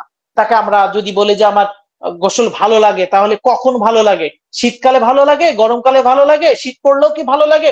আপনি গোসল করেন, একজন সালফারের রুগী বললো যে আমি গরমকালে আমি দুবারও গোসল করি, কিন্তু সে শীতকালে গোসল করতে চায় না। ধরুন আপনি কিন্তু তার শীতকালে গোসল সহ্য হয় না, ঠান্ডা পানি সহ্য হয় না, সেটা কিন্তু নিতে পারলেন না। একটা রুগী বললো যে আমি গরম কাতর, কিন্তু রুগীটা বললো শীত পড়লে তার কষ্ট হয়, গোসল করতে চায় না, ঠান্ডা পানিতে গোসল করতে চায় না। দেখা গেল তাকে এই প্রশ্ন করার পরে দেখা গেল আসলে সে শীত কাতর না, সে গরম কাতর না, সে উভয় কাতর, যেখানে মাকসালের মতো একটা জায়গা আছে। আমরা অনেক সময় এই জায়গাটাও কিন্তু স্কিপ করে চলে যাই। তাহলে সেখানে আমরা কিন্তু জিজ্ঞাসা করব। এবং তার ঘুমের ব্যাপারে, তার ঘুমটা কেমন হয়, আমরা অনেক সময় এই লক্ষণটা নিই না, তার ঘুমটা কেমন হয়। একজন মানসিক দুশ্চিন্তাগ্রস্ত ব্যক্তি, যে কিনা মানসিক ভেঙে আছে, মনটা একেবারেই যে কোনো আঘাতজনিত কারণে হোক, অর্থনৈতিক হোক, প্রিয়জনের কারণে হোক, মনটা একেবারে ভেঙে আছে, সে লক্ষণটা আমরা নিলাম না। ঘুমটা কেমন? ভালোই হয়। আপনার ঘুম হয়? হ্যাঁ হয়। আসলে কি হয়? ছোট ছোট শব্দে তার ঘুম ভাঙে না? সে ঘুমের মধ্যেও কি তার ব্রেন সঞ্চালিত হয় না? ঘুমের মধ্যেও কি সে দুশ্চিন্তা করে না? অবশ্যই করে। তাহলে তার ঘুমটা কেমন হয়? ফ্রেশ ঘুম হয়? অল্প শব্দে ঘুম ভেঙে যায় কিনা, সেগুলো আমাদের জানতে হবে। এবং ঘুমের মধ্যে সে স্বপ্ন দেখে কিনা, সেটা আমাদেরকে জানতে হবে। কারণ আমাদের অনেক মেডিসিনে স্বপ্নের একটা দারুণ জায়গা রেখেছে। আমরা স্বপ্নে দেখেছি সে কি করে ঘুমের মধ্যে মৃত মানুষ দেখে, নিজের মৃত্যু দেখে, অন্যের মৃত্যু দেখে, প্রিয় মানুষের মৃত্যু দেখে, আগুন দেখে, আগুন ধরিয়া দেয়া দেখে, খুন করা দেখে, হেপারসালভে যেমন আছে, ডাকাত দেখে, চোর ডাকাত দেখে ন্যাপটা মেয়রের মতো, মৃত মানুষ দেখে, নদী দেখে, সাগর দেখে, ঝড় দেখে, বৃষ্টি দেখে, গুন্ডা দেখে, ধর্ষক দেখে, সাপ দেখে, কুকুর দেখে, বিভিন্ন জন্তু জানোয়ার দেখে। এগুলা কিন্তু আমরা জিজ্ঞেস করি না। আপনি স্বপ্নে কি দেখেন? ও হিজিবিজি কি স্বপ্ন দেখে মনে থাকে না। আপনি কিন্তু তাকে জিজ্ঞেস করলেন না সিঙ্গেলে স্বপ্নে উড়ে বেড়ানা না পড়ে যান পূজা, জিজ্ঞেস করলেন না সাপের স্বপ্ন দেখেন, কুকুরের স্বপ্ন দেখেন, মরা মানুষের স্বপ্ন দেখেন, আগুন ধরানোর স্বপ্ন দেখেন, আত্মহত্যার স্বপ্ন দেখেন। আপনি কিন্তু জিজ্ঞেস করছেন না, কারণ এখানে আমাদের একটা মেডিসিনের দারুণ জায়গা লুকিয়ে আছে। এখানে মেডিসিনের দারুণ একটা জায়গা লুকিয়ে আছে, আপনি সেগুলো সিঙ্গেলে প্রশ্ন করলেন না। রুগী বলে হ্যাঁ দেখি, তাহলে আপনি হয়তো লিখে রাখলেন হ্যাঁ দেখে, এতটুকুই সন্তুষ্ট হয়ে গেলেন। কিন্তু আপনি তাকে সিঙ্গেলে প্রশ্ন করে ওই জায়গাটা থেকে বের করে আনতে পারলেন না। যখন রুগী, ওই যে শুরুতে বলেছিলাম, তার ভান্ডার শেষ হয়ে যাচ্ছে, তাকে হ্যাঁ না বলার সুযোগ না দিয়ে তাকে সিঙ্গেলে প্রশ্ন করুন। যদি তার ভান্ডার শেষ হয়ে যায়, স্বপ্ন দেখেন হ্যাঁ, স্বপ্ন দেখেন না, সেটা সুযোগ না দিয়ে আপনি স্বপ্ন দেখেন, সাপের স্বপ্ন দেখেন, কুকুরের স্বপ্ন দেখেন, মানুষের স্বপ্ন দেখেন, মরা মানুষের স্বপ্ন দেখেন, রক্তের স্বপ্ন দেখেন, আগুনের স্বপ্ন দেখেন, কিসের স্বপ্ন দেখেন, সিঙ্গেল সিঙ্গেল সিঙ্গেল প্রশ্ন করতে থাকুন। দেখুন রুগীর কাছে অনেক তথ্য পেয়ে যাবেন। আপনি আপনার মেডিসিন নির্ধারণের জন্য একটা দারুণ জায়গা খুঁজে পাবেন।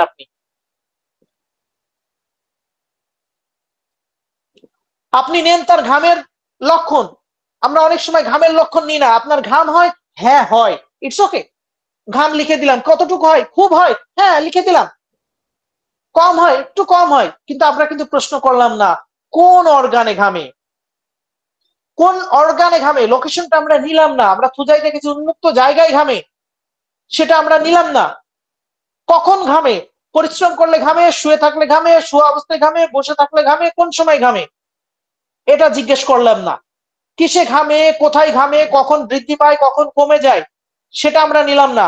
ঘামের দাগ কেমন, হলুদ, সাদা, নীল, কালচে, সবুজ, রক্তাক্ত, কালো, সেটা আমরা নিলাম না। গন্ধ কেমন, দুর্গন্ধ আছে, সেটা আমরা নিলাম না। দুর্গন্ধ যদি থেকেও থাকে সেটা কেমন, রসুনের গন্ধ, পচা গন্ধ, আস্তে গন্ধ, পেঁয়াজের মতো গন্ধ, ঝাঁঝালো গন্ধ, কি ধরনের গন্ধ, সেটা আমরা নিলাম না। তাহলে আমরা দেখুন, ছোট্ট একটা ঘাম, ঘাম হয়? হ্যাঁ হয়। গন্ধ আছে? হ্যাঁ আছে। হ্যাঁ, ঘামে ব্যাড স্মেল আছে, আপনি লিখে রাখলেন। কি ধরনের গন্ধ ছিল? সালফারের গন্ধ একরকম, সরিনামের গন্ধ আর একরকম, থুজার গন্ধ আর একরকম। দেখুন এই জায়গাটা যদি আমরা নিই, তার ঘাম আছে? হ্যাঁ আছে। কোন অর্গানে ঘামে, কোন অংশে ঘামে, সেটা শুনলেন, লোকেশনটা শুনলেন। ঘামের ধরন কেমন, ঘামের রংটা কেমন, ঘামটা কি প্রচুর? হ্যাঁ প্রচুর, অথবা কম। গন্ধ আছে, আছে, কি ধরনের গন্ধ? আষ্টে গন্ধ, পেঁয়াজের গন্ধ, রসুনের গন্ধ, ঝাঁঝালো গন্ধ, পচা গন্ধ, খুব দুর্গন্ধ। নিলেন। ঘামের কালার কেমন? সাদা, হলুদ, নীল, সবুজ, রক্তাক্ত, কালো, সেটা আপনি নিলেন না। যদি আপনি সিঙ্গেলে তাকে প্রশ্ন করেন, তাহলে আপনি মেডিসিনের একটা দারুণ জায়গায় আপনি যেতে পারবেন। সেই সাথে আমরা কি নিচ্ছি? তার ঘুমের অবস্থাটা নিচ্ছি, শোয়ার সময়। আমি একটু ভুলে গেছি, ঘামের জায়গার আগে আমার শোয়া নিয়ে কথা বলা উচিত ছিল। শুয়ে আছি কোন সাইডে? লেকেসিসের মতো কুকুর কুণ্ডলি হয়ে, কলসিন্তের মতো পেটে চাপ দিয়ে শুয়ে আছি, এটা আমাকে জিজ্ঞেস করতে হবে কি ধরনের, কিভাবে শুই। তারপরে তার স্টুলের লক্ষণ নিন। এই জায়গায় বাথরুম কি ক্লিয়ার হয়, হ্যাঁ অথবা না, এই সুযোগটা দেওয়ার দরকার নাই। আপনার বাথরুম কি প্রতিদিন হয়, হলে দিনে কতবার, কয়দিন অন্তর অন্তর হয়? মল শক্ত নাকি নরম? শক্ত হলে ছাগলের নাদির মতো গুটি গুটি, নাকি প্রথমে শক্ত পরে নরম? যদি রুগী আপনাকে বলতে না পারে, তাহলে সিঙ্গেলে প্রশ্ন করুন। আপনার মল প্রতিদিন হয়? হ্যাঁ হয়। কেমন হয়? বেশ ভালোই হয়। আকাঙ্ক্ষা আছে? নাই বা আছে। কেমন আকাঙ্ক্ষা? আরেকটু হলে ভালো হয়। মল শক্ত? কেমন শক্ত? প্রথমে অংশ শক্ত নাকি সম্পূর্ণ শক্ত? মোটা আকৃতির নাকি চেকুন? আপনি জিজ্ঞাসা করুন। মলের রং কেমন? কালো নাকি স্বাভাবিক যা খাবার খাচ্ছেন সেই রকম? মলদ্বারে ব্যথা আছে? মলত্যাগ করার সময় ব্যথা আছে? অসাড়ে মলত্যাগ হয় কিনা? দুর্গন্ধ কিনা? আমাশয় আছে কিনা? সবকিছু জিজ্ঞাসা করুন তাকে। যদি সিঙ্গেলে জিজ্ঞাসা করেন, তাহলে দেখুন আপনি মূল মেডিসিনের যে জায়গা আছে সেখানে আপনি খুঁজে পাবেন। আপনি তার প্রসাবের লক্ষণ নিন। প্রসাব প্রতিনিয়ত হয়? হ্যাঁ হয়। স্বাভাবিক হয়? হ্যাঁ হয়।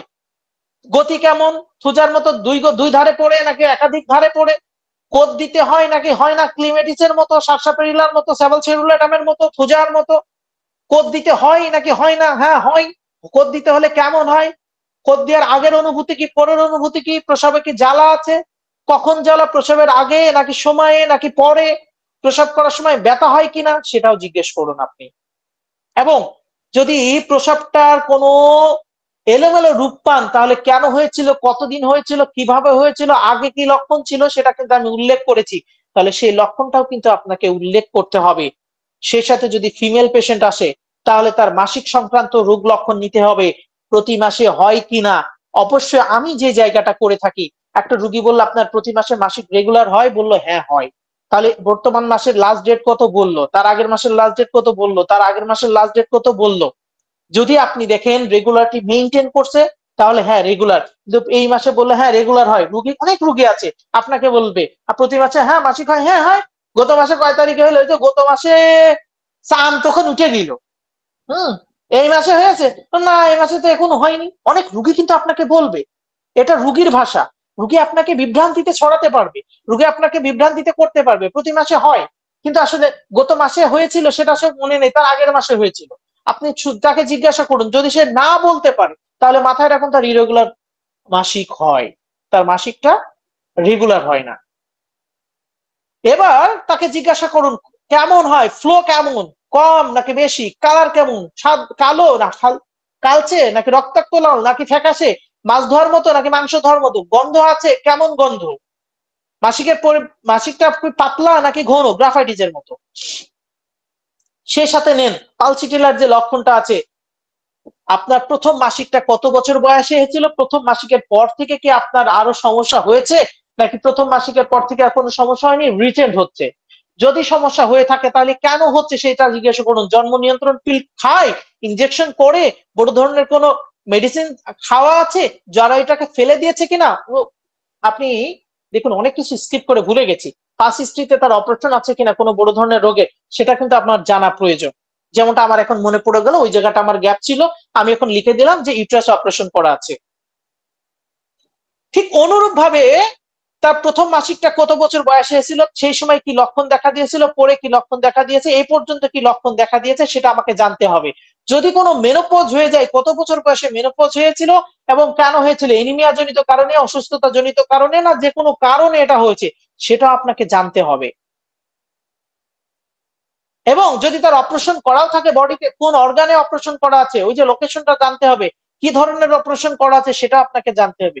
যদি লক্ষণগুলো আপনি নিতে পারেন, তাহলে আপনি মূল মেডিসিনের জায়গায় চলে যাবেন। অনেক লং হয়ে যাচ্ছে। আমরা এবার মানসিক সিমটম নেবো। এতক্ষণ কথা বলার পরে রোগীর মধ্যে কিন্তু আপনি একটা দারুণ জায়গা তৈরি করতে পেরেছেন, বিশ্বাসের জায়গা।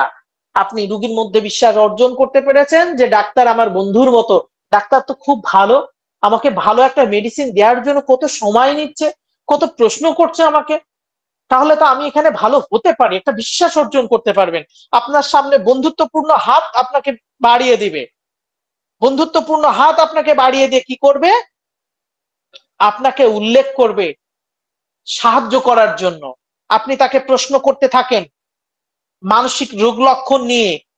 আপনি অতীতের যে শোক দুঃখ ছিল কিনা সেটা কিন্তু আমার লেখা হয়ে গেছে, রয়ে গেছে, তাহলে এবার তাকে মানসিক লক্ষণে চলে যান। সে একা থাকতে ভালোবাসেন, সে রাগে কিনা, তার আচরণ কেমন, ধর্মীয় দিক থেকে চিন্তা ভাবনা কেমন, সে কোম্পানি ডিজায়ার করে কিনা, অ্যাভারশন আছে কিনা সেটা লক্ষ্য করুন। তার ইচ্ছা অনিচ্ছা, তার অসহ্যতাকে লক্ষণ নিন। প্রচুর রাগে কিনা, তার সঞ্চয়ী মনোভাব কিনা, সরাসরি কিপটা বলার দরকার নেই। যদি সে সঞ্চয় কিনা, ধরুন লাইকোপোডিয়াম, তাকে জিজ্ঞাসা করবেন কিভাবে। আপনি বাজার করেন কেমন, বলেন বাজার আমি করি, কখন করতে যান, বাজারে যখন শেষ মুহূর্তে যাই, আসলে শেষ মুহূর্তে জিনিসের দাম কম থাকে। আপনি দাম দর করেন, হ্যাঁ দাম দর করি, করবো না মানে, আমার টাকা ও নিয়ে নেবে কি করে হয়। আমি সবসময় চিন্তা করি 10 টাকার জিনিস 8 টাকায় কিনবো, আমি পুকারেজারটাই কিনবো যেটা দেখতে খারাপ, কারণ আমার টাকাই জিততে হবে। আপনি কিন্তু পেয়ে গেলেন সে সঞ্চয় বা সে কিপটা।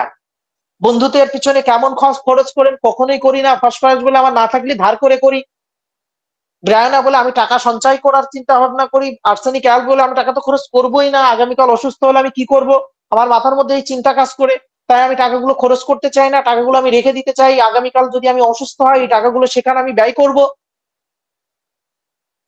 রোগী কিন্তু আপনাকে উল্লেখ করছে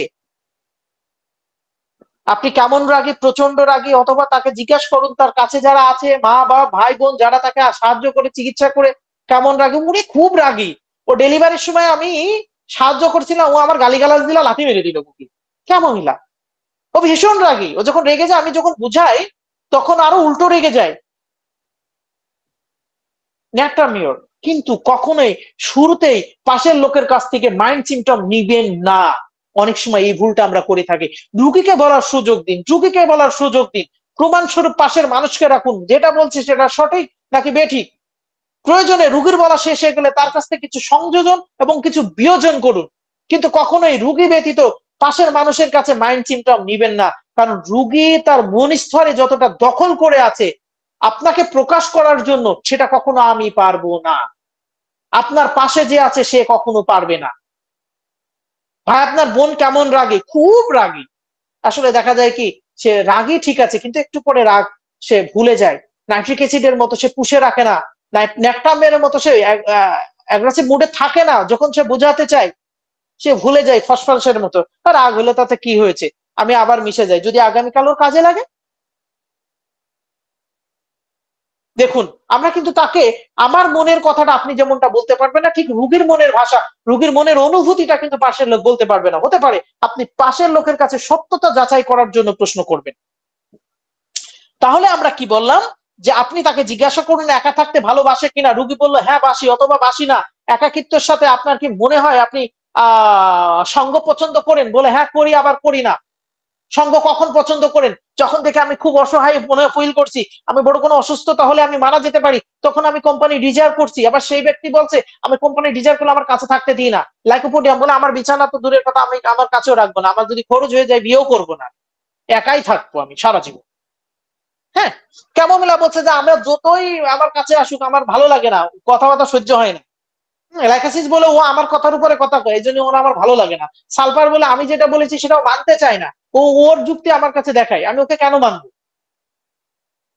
হ্যাঁ, মাইন্ড সিমটমে তার রাগ আছে, নিজের মত প্রকাশের স্বাধীনতা চায়, নিজের মত প্রকাশ করতে চায়, জিদ ধরে রাখে যে এটাই হবে, এই প্রত্যয় করতে চায়। এই মাইন্ড সিমটমটা কিন্তু আপনি রুগীর মধ্যেই পাবেন, এবং পাশে যারা আছে তার কাছ থেকে হতে পারে আপনি সেটা সত্যতা যাচাই করছেন যে আসলে এটা সঠিক কি না, এটা আসলেও এটা সঠিক কি না, আপনি তার কাছ থেকে যাচাই করে নিন। যে সে বলছে আমি প্রচন্ড রাগী, আমার রাগলে মাথা ঠিক থাকে না, আমি ভাঙচুর করি, হিপারসাল, সত্যি কি তাই?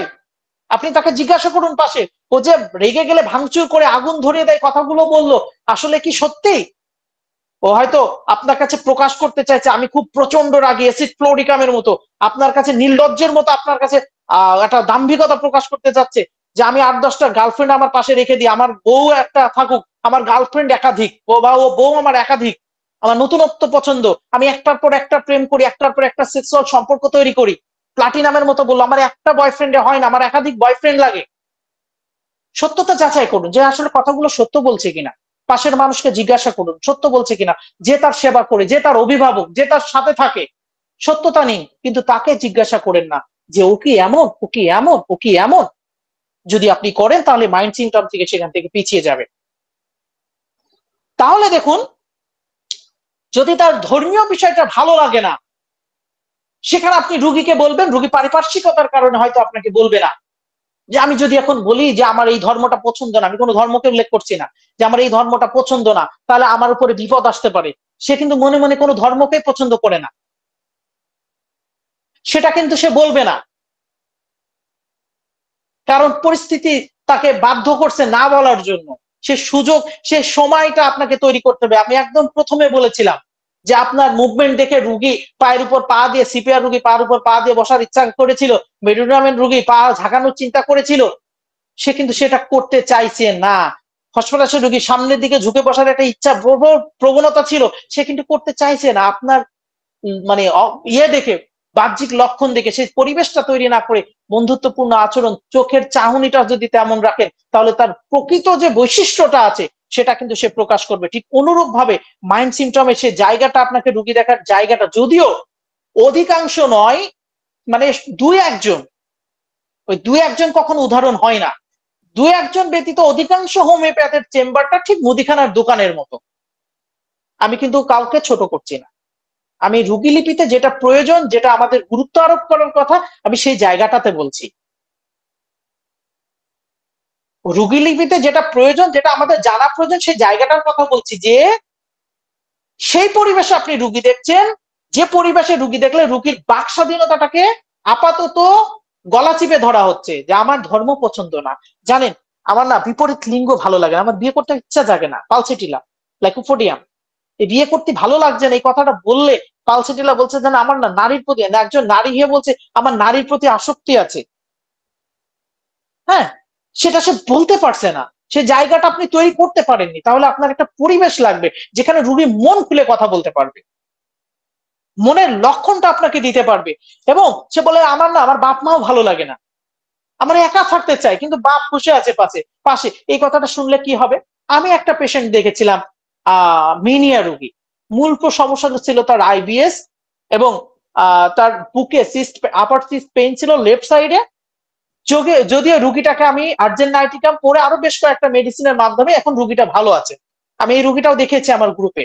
এই রুগীটা ইন্ডিয়াতে, আমি কোনো প্যাথিকে ছোট করছি না, ইন্ডিয়াতে রবীন্দ্রনাথ ট্যাগোরে উনি হাসপাতালে উনি দেখিয়েছিলেন। এই রুগীর একটা ভাষা আমি উল্লেখ করছি। এই রুগীর একটা কেস ছিল, খুব অল্প বয়সে, যখন ক্লাস 8-এ পড়তো। এই রোগী আমাকে বলতে বলতে একসময় এসে বললো, যখন তার মাইন্ড সিমটম নিচ্ছি, তাকে একদম পুরো বাক স্বাধীনতা দিয়েছি, সেই রোগী আমাকে বললো, জানেন আমার মাঝে মাঝে মনে হয় আমার বাপকে মেরে দিই। বললো মাঝে মাঝে মনে হয় আমি আমার বাপকে মেরে দিই। কখন মনে হয়? যখন বাপ আমার উপরে কথা বলে, যখন বাপ আমার উপরে চিল্লাচিল্লি করে, তখন মনে হয় আমি বাপকে মেরে দিই। দেখুন, এখানে মানসিক একটা সিমটম দেখলেন, দারুণ, যে সে শুধু আত্মহত্যা প্রবণ নয়, অন্যকে হত্যাও করতে পারে, সেটা হিপারসালভ হোক, নাইট্রিক অ্যাসিড হোক, আর যাই হোক না কেন। এই স্বাধীনতাটা দেওয়ার জায়গায় আপনার চেম্বার না, বা এই স্বাধীনতাটা দেওয়ার, মানসিক লক্ষণ নেয়ার পরিবেশ আপনি তৈরি করতে পারেননি। তাহলে সে কি করবে? তার মনের ভিতরে এই ক্ষোভ, মনের ভিতরে এই কথাটাও কিন্তু সে উল্লেখ করতে পারছে না, যে আমার রাগ হলে আমি খুন করতে পর্যন্ত পারি, আমার ছুরি দেখলে মনে হয় কাউকে মেরে দিই, আমার মনে হয় আমার উপরে কোনো একটা জায়গা দেখলে মনে হয় আমি লাফ দিয়ে আত্মহত্যা করি, আমি ঝাঁপ দিয়ে আত্মহত্যা করি। এই লক্ষণটা সে আপনাকে দিতে পারছে না পারিপার্শ্বিকতার কারণে। আত্মহত্যা প্রবণ কিনা, আত্মহত্যা করতে চায় কিনা, আত্মীয় স্বজন পছন্দ করে কিনা, স্বামী পছন্দ করে কিনা, সে জায়গাটা আপনি তৈরি করতে পারলেন না। বউ আমার একটাই, কিন্তু আমি কাছে ভিড়তে দিই না, কেন? আমি তাকেও সন্দেহ করি সে রোগ জীবাণু দ্বারা আমাকে আক্রান্ত করতে পারে, কেন সে আমাকে বিষ দিয়ে আত্মহত্যা করতে পারে ল্যাকেসিসের মতো। দেখুন এই জায়গাগুলো তৈরি করার, এই জায়গাটা মানসিক সিমটম নেওয়ার একটা পরিবেশ আপনি তৈরি করতে পারছেন না। যে ভুলগুলো আমরা করে থাকি আমাদের চেম্বারে, যে স্বাধীনতাটা আমার দেওয়ার দরকার সেটা আমরা করি না। অতীতের কোনো রোগ লক্ষণ, অতীতের কোনো মানসিক কষ্ট তার মধ্যে আছে কিনা সেটা আমরা নিতে পারি না। পাশে আমার বউ বসে আছে, বললো জানেন আমার খুব কষ্ট, আমার একটা গার্লফ্রেন্ড ছিল তাকে ছাড়া আমি বাঁচবই না, এখনো আমি তাকে ফিল করি। তার পাশে তো বউ বসে আছে, কথা বললে বাড়ি যাওয়ার পরে ডিভোর্স লেটার কমপ্লিট। আপনারা আমরা যে জায়গায় ভুল করে থাকি, আমি আরেকটা রুগী উদাহরণ দিচ্ছি, এই রুগীটা আমি আমার গ্রুপে দেখিয়েছিলাম, আত্মহত্যা প্রবণ ন্যাকটামের রুগী। লাস্ট আমার এই যে গ্রুপে যে দুইটা বেবির ছবি দিয়েছিলাম, একই সাথে একই পরিবারে দুইটা বেবি কনসেপ্ট করছে, ওই ছবির যে ননদটা ছিল সেই রুগীটা ছিল। প্রথমত ছিল তার আত্মহত্যা প্রবণ, সে এত বেশি আত্মহত্যা প্রবণ ছিল যে তাকে 24 ঘন্টা পাহারায় রাখতো, ঝাড়ফুঁক কবিরাজি অনেক কিছু করেছিল। কিন্তু যখন আমার চেম্বারে নিয়ে আসলো, আমি ওর ভাই এবং ওর ভাবিকে সরিয়ে দিলাম, যে আমি একা ওকে প্রশ্ন করতে শুরু করলাম। ও কোনোভাবেই রোগ লক্ষণ দিবে না, কারণ ওতে নেকটামের পেশেন্ট ছিল, হ্যাঁ রিজার্ভ মাইন্ডের, ওর ভিতরে সবকিছু পুষে রাখতে চায়। আপনাকে সে থার্ড ফোর্থ মানে পার্সন হিসাবে চিহ্নিত করে, অনুপ্রবেশকারী হিসাবে আপনাকে চিহ্নিত করে। নেকটামের রুগীগুলা সে কোনোভাবেই তথ্য দিবে না, তাকে এ টু জেড বোঝাতে বোঝাতে হঠাৎ করে তাকে বলে ফেললাম তোমার বয়সে আমার 8-10টা রিলেশন চলতো, আমি সবসময় প্রফুল্ল ভাবে চলতাম, হাসি খুশিতে থাকতাম। তো আমাকে করে একটা উত্তর দিল যে ভাই মানুষের জীবনে প্রেম একবারই আসে। দেখুন নেকটামের একটা লেয়ার তৈরি হয়ে গেল আমার কাছে, যে ও নেকটামের লেয়ারে আছে। মানুষের জীবনে প্রেম তো একবারই আসে। তাকে আমি আবার প্রশ্ন করলাম তখন যে তোমারও কি প্রেম ছিল? সে আবার শামুক যেমন নিজেকে নিজের খোলসের মধ্যে ঢুকিয়ে রাখে, সে আবার ঢুকিয়ে দিল। আমি আর একটাও প্রশ্ন করিনি, আমি তার অন্যান্য সিমটম নিয়েছি, গল্প করেছি, আড্ডা দিয়েছি। গল্প করতে করতে আবার তাকে জিজ্ঞাসা করেছি তোমার রিলেশন ছিল? বললো হ্যাঁ ভাই ছিল। কখন? ক্লাস 9-এ থাকাকালীন। যাই হোক, তার পার্সোনালিটি এইভাবে আর ভাঙছি না, কিন্তু সে একটা সময় সেটা ব্রেক পাওয়াতে আত্মহত্যা প্রবণ হয়ে পড়েছিল, এবং তাকে নেকটামের একটা ডোজই তাকে এনাফ। যদিও আমি প্রায় বলে থাকি আজকে থেকে যত দিন আগাবে তত নেকটামের পেশেন্ট চলে আসবে, কারণ আপনি আপনার বাচ্চাকে প্রচুর স্বাধীনতা দিচ্ছেন। স্বাধীনতা ব্রেক দেয়া মানে সে আস্তে আস্তে মানসিক কষ্টে নেকটামের লেয়ারে ঢুকবে। এটা আমার ব্যক্তিগত মত, আপনারা এটা কিভাবে নিবেন জানি না। তো যাই হোক, অনেক 11টা বেজে গেছে, 1.5 ঘন্টা প্লাস হতে গেল আলোচনা। 1.5 ঘন্টা হয়নি, যদি আমি 10 মিনিট পরে ঢুকেছিলাম।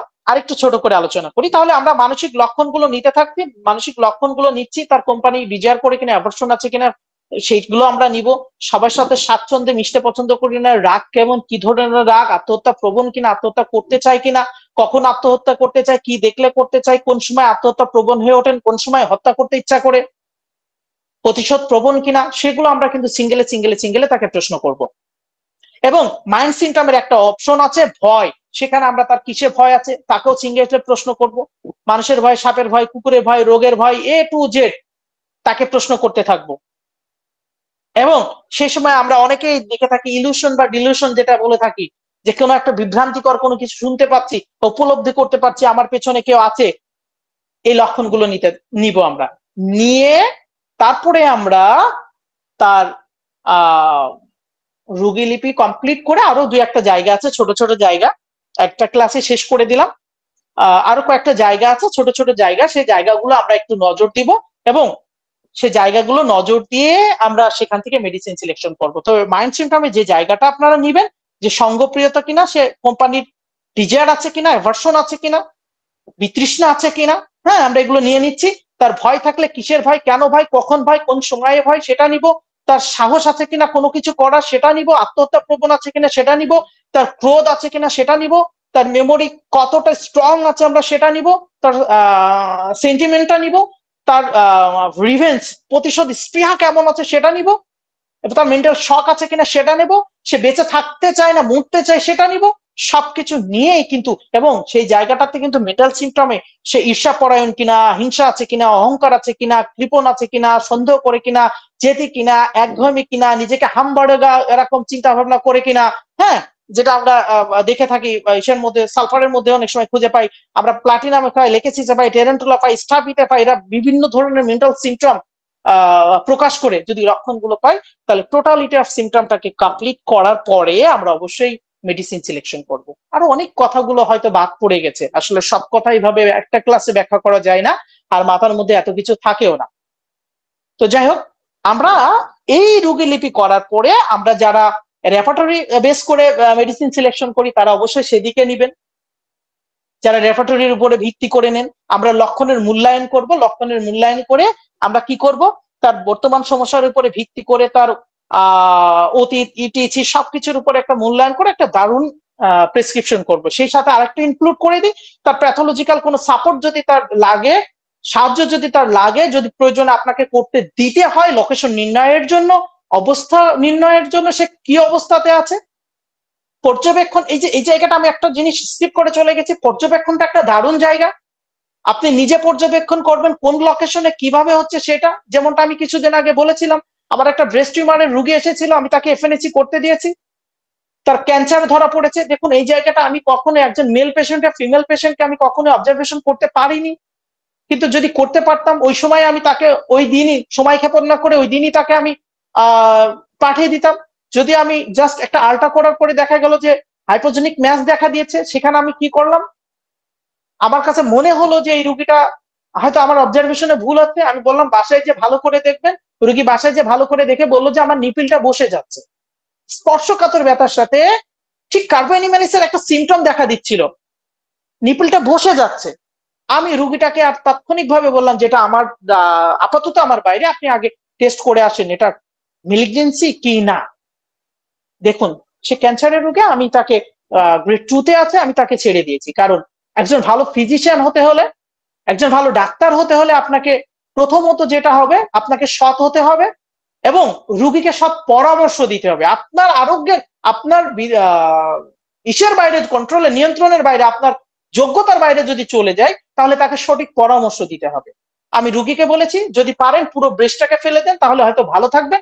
শুধু যদি আক্রান্ত স্থান কেটে ফেলেন, অপারেশন করে, তাহলে আপনার এই ক্যান্সারে আপনি মৃত্যুবরণ করবেন। যদি পুরো ব্রেস্টটা ফেলে দেন, তাহলে হয়তো আপনি বেঁচে থাকবেন, হয়তো। তো যাই হোক, সর্বশেষ আমরা একটা ভালো মেডিসিন সিলেকশন যদি নাও করতে পারি, রুগীকে একটা ভালো পরামর্শ দিব। প্রয়োজনে আমার থেকে অন্য কোনো ভালো হোমিওপ্যাথের কাছে রিফার করব, যে আপনি আমার থেকে অমুক ভাই আছে তার কাছে যান, সে ভালো কিছু করতে পারে। তো যাই হোক, এই ছিল আমাদের আজকের আলোচনা।